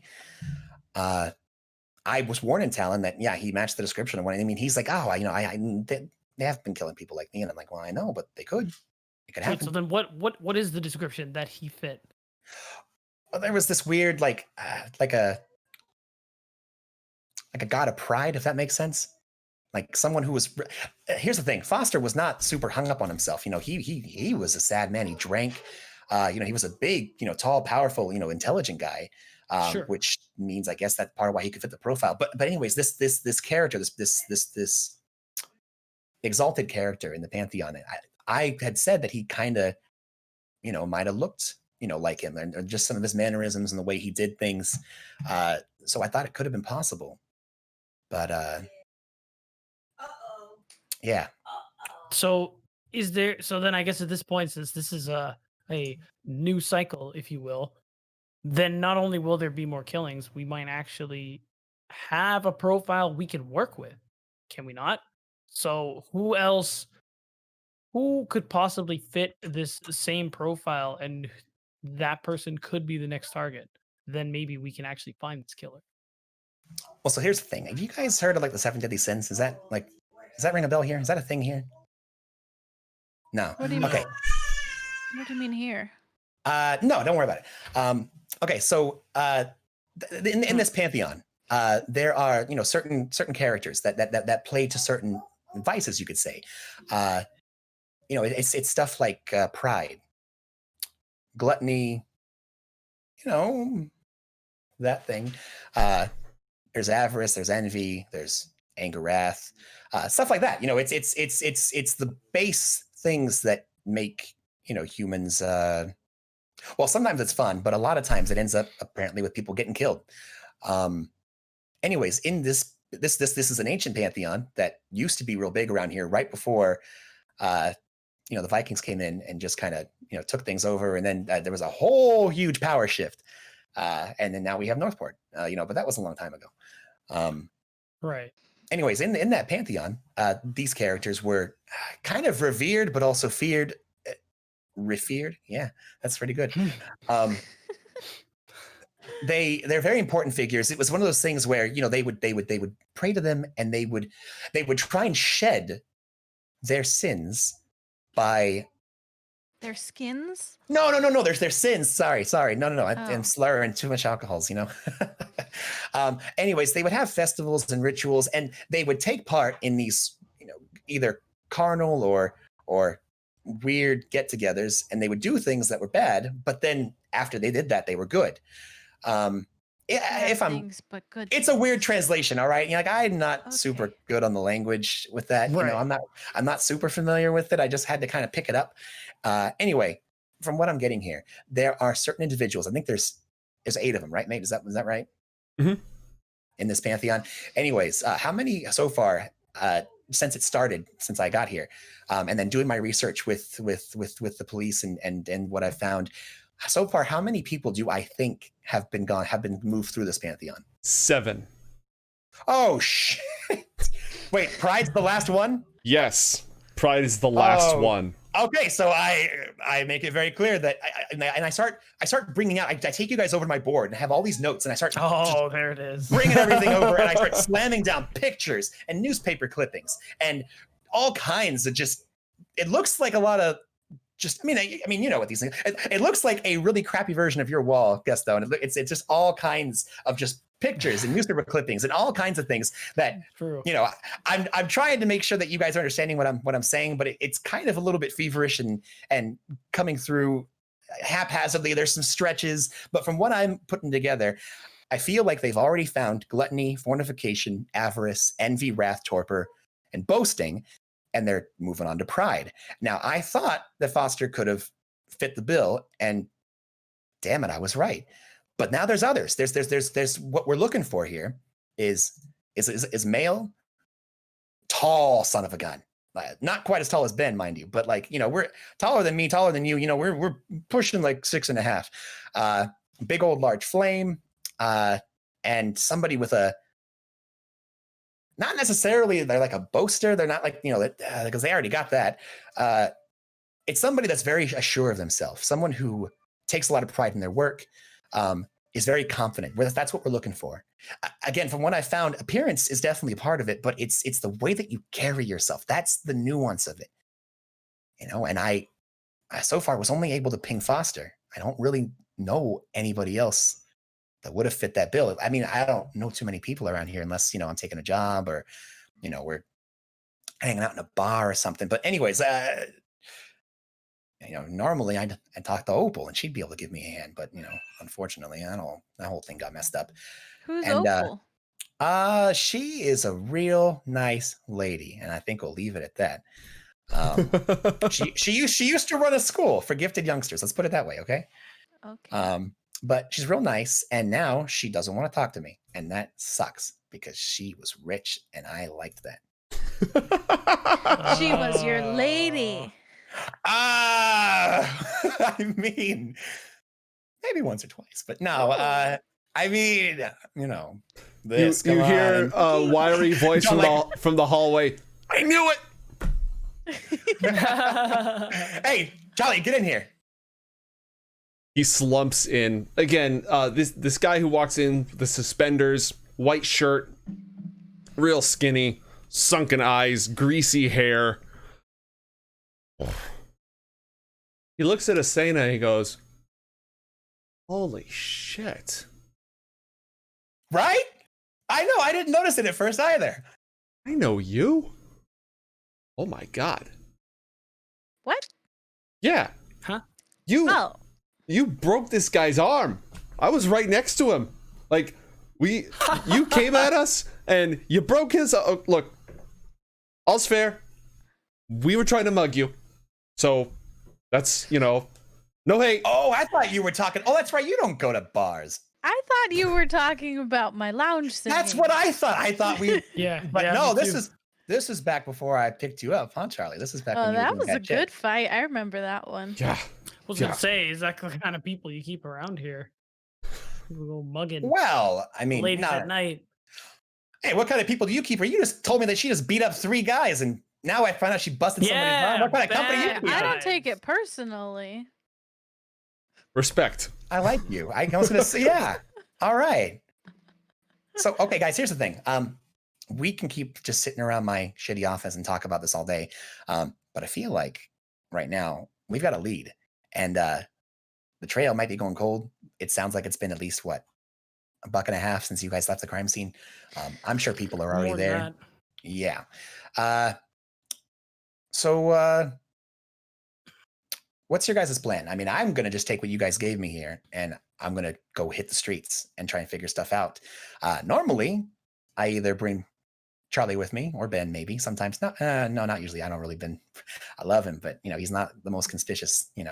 Huge. The hallway shakes. You hear the elevator like whining, just incredibly slowly, straining to rise back up to the top, and you hear heavy thuds.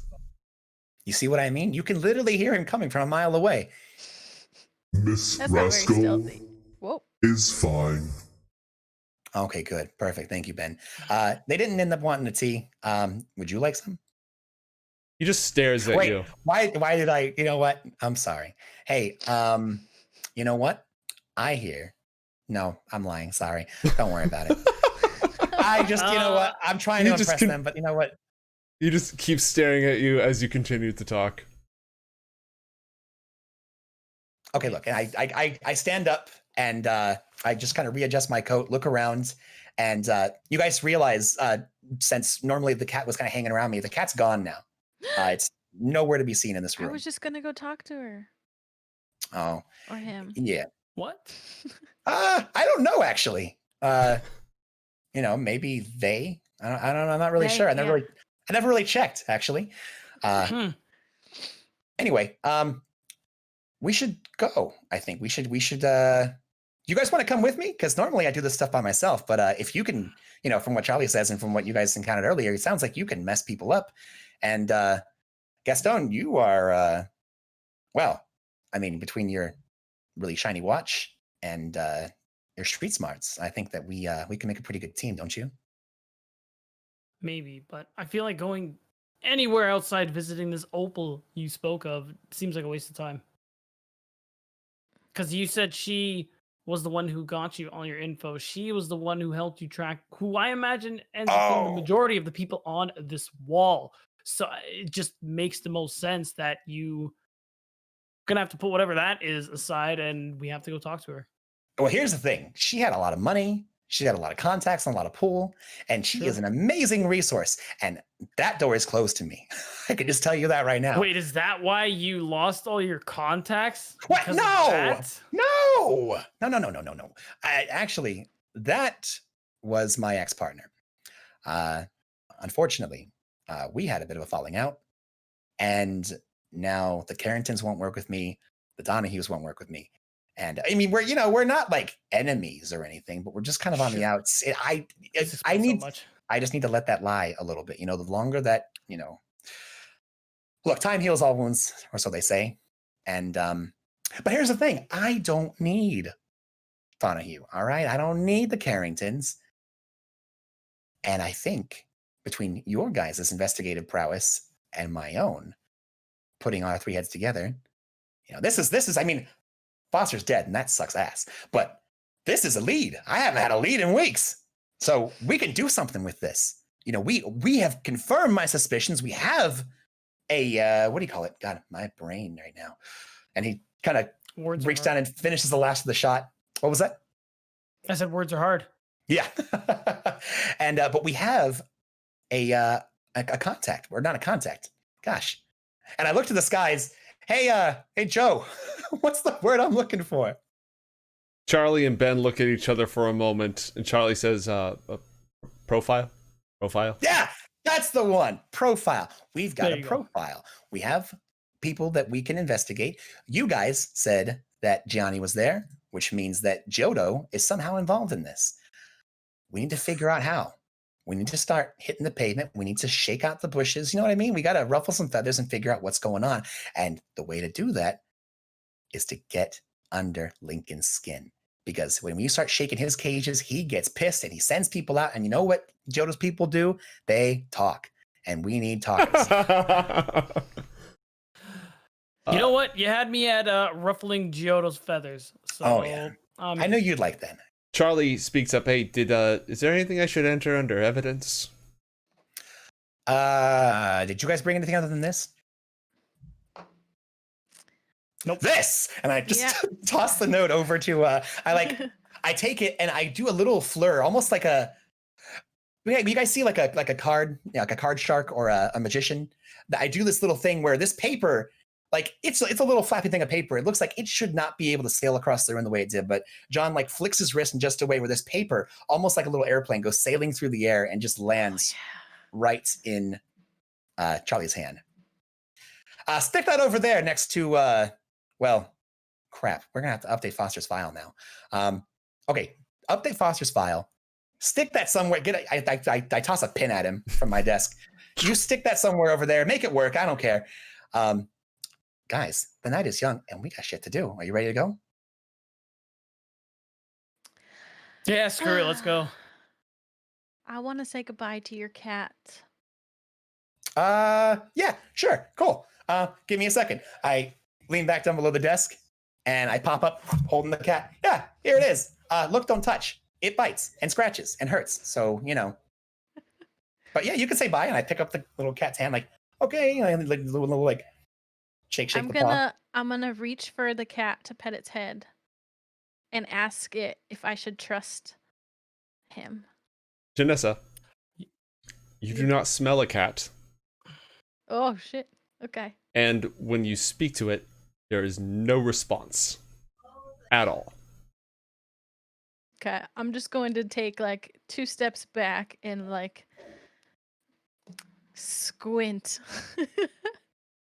Roll Bad? an intelligence I don't saving understand you. throw. What? Janessa, roll an intelligence saving throw. Okay. Huh? I said the same thing. Excuse me? Yeah. Okay, yeah. You squint. It's a weird looking cat. That doesn't come off like a cat to me. Well, I told you it's a really. I mean, this thing's purple. I mean, this is a weird. Look, I found this thing out in the jungles of Teclaclan. I think I'm saying that right. And I, you know what? I brought it back with me. I thought it was real nice. It gets along with me. It doesn't like anybody else. So just please don't touch it. I know you're a real tough, lady, but I just look. I don't have insurance anymore, so I can't cover anything if someone tries to sue me. All right. You Anyways. are a funny man, but I have been told. as long as we promise to look into the lady that was on the roof, I am intrigued to find out more about her, so I will join your journey. Oh yeah, the lady. We didn't even talk about her. You said that there was some broad that hissed and she jumped real far. Yeah. And there's not much to talk about. That's actually all of it. She's important, okay? I didn't say she Mate, wasn't. does that ring any bells? Oh, sorry. You don't have a lot of details to work off at the moment. Hissed. And my necklace. Red glowed. eyes. Yeah. Yes. Okay, so I say, hey, Chester, take a note. Charlie, you're thinking of Chester Morton again.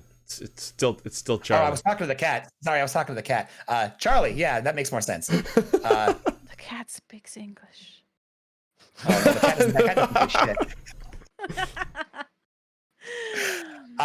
We got, and I start describing what they have told me this person looks like. Red eyes, makes things shake and pop and glow, hisses.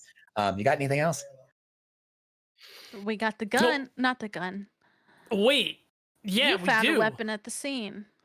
I mean, I found the weapon, and you thought it was mine.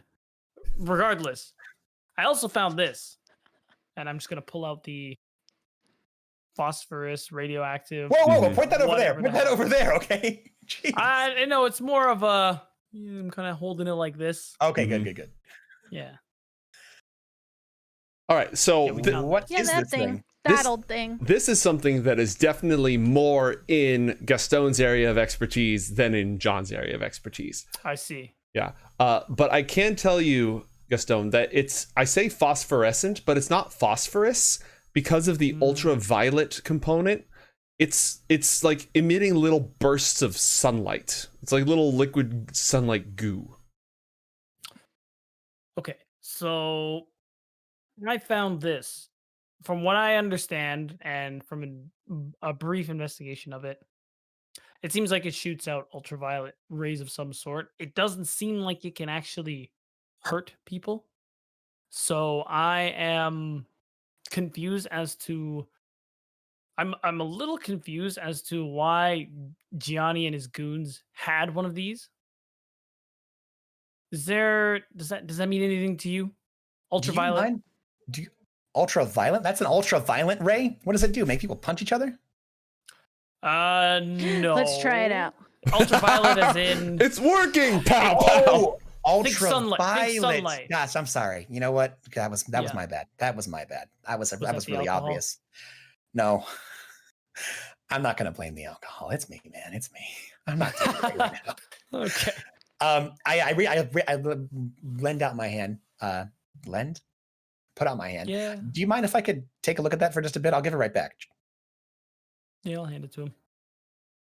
And I spent about a minute just looking this over again, much like I did last time, with the trinket, the heirloom Mm-hmm. that Asena gave me.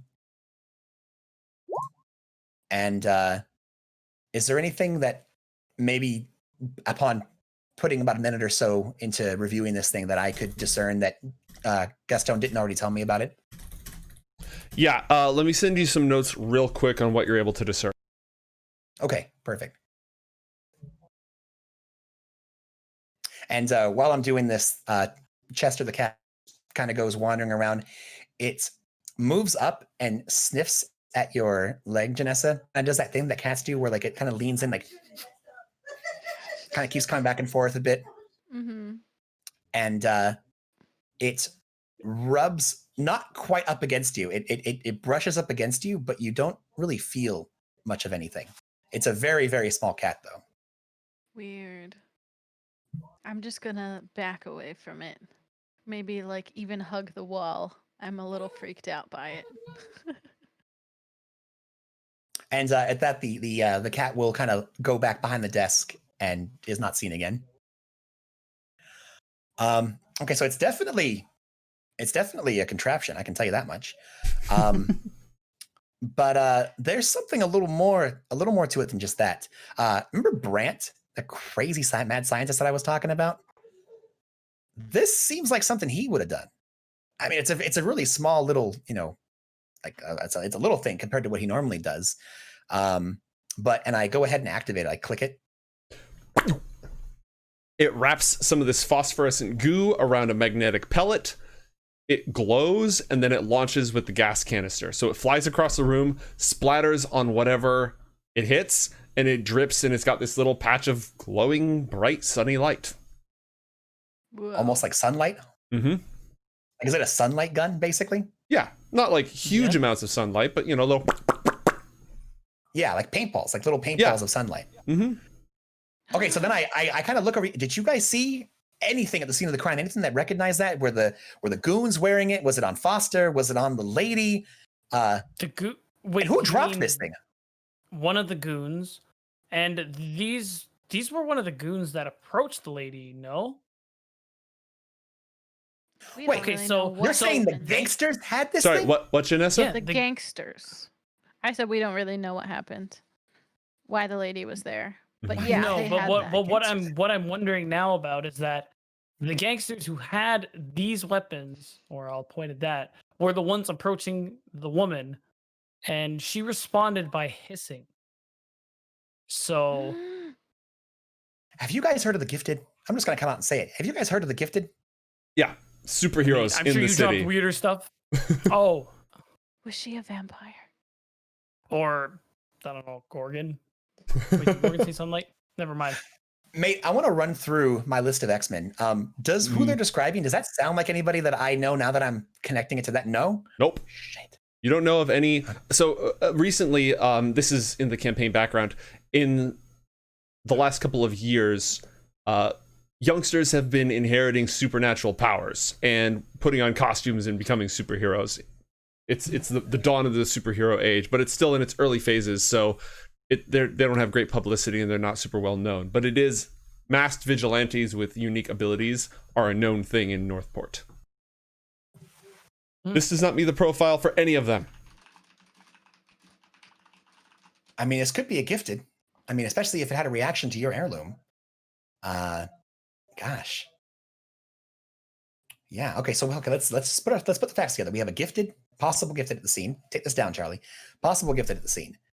We've got a dead investigator that matches the profile of the angel killings. We had the actual angel killer there at some point. We had mobsters with a device made by Zorbius Brent. Dr. Zorbius Brent.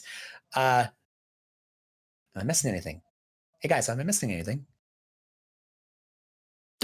So then I guess, or not I guess, it's now seems more than likely that they weren't chasing a random woman, which I mean does make a lot more sense than Gianni Pavlo of all people personally going to, well, quite honestly, just light up a random woman. It doesn't Literally. work out.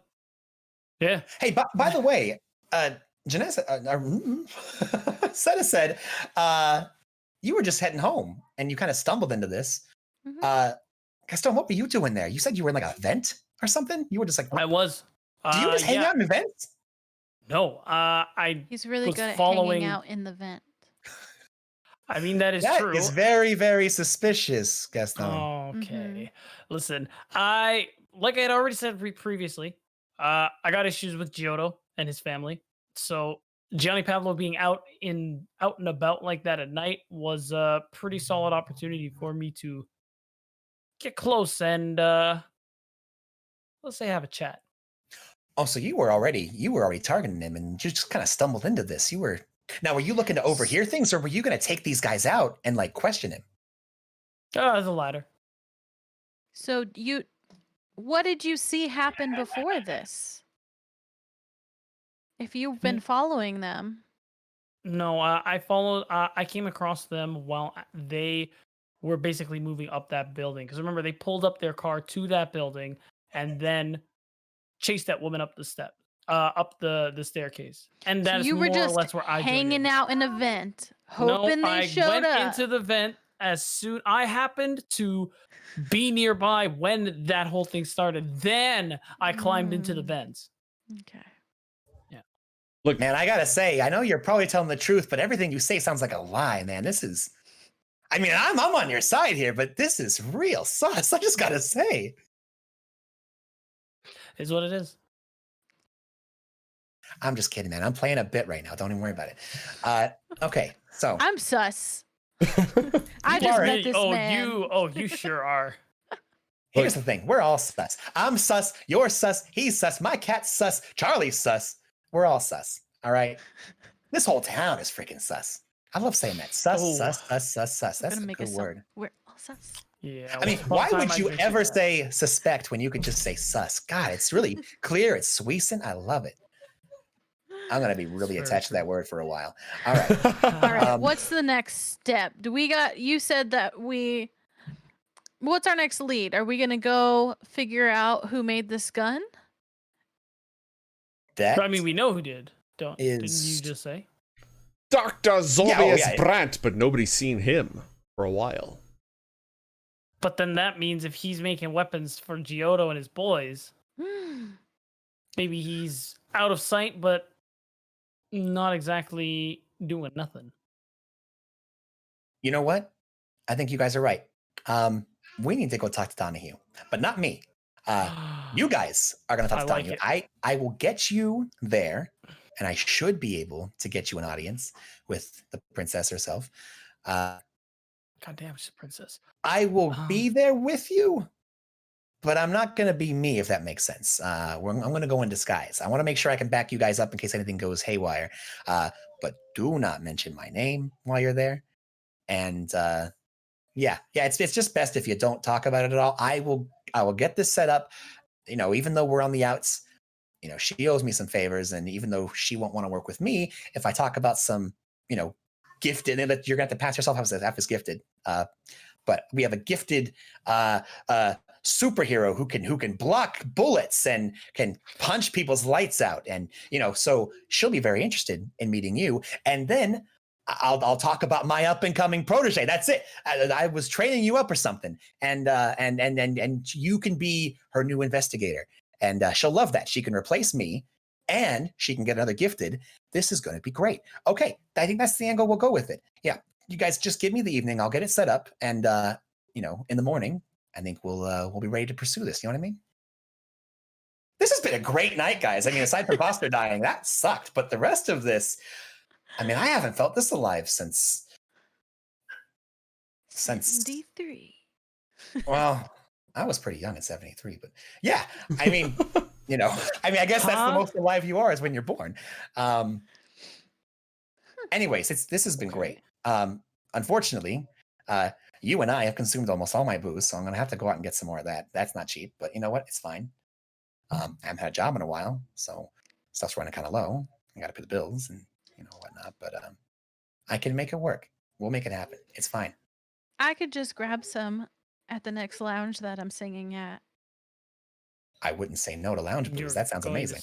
All right. Steal it? Well, no, she's a lounge singer. I'm sure that, you know, she could afford any kind of booze they have there for the most part. Here, all you got to do is you ask them if you can have it, and then they give it to you. Or just don't. Charlie, you know, with all I've seen tonight, I'm not going to question that anymore. Charlie goes back to writing his notes. You know, I don't think that would work so good for Gaston and I, but you, I could see that working for actually. So yeah, my literal thought process. I'm just rolling with it now. Covered in fur and just she looks very confused. Like she doesn't muscled to really hell. understand the concept, but okay. Look, Senna, let's just put it this way.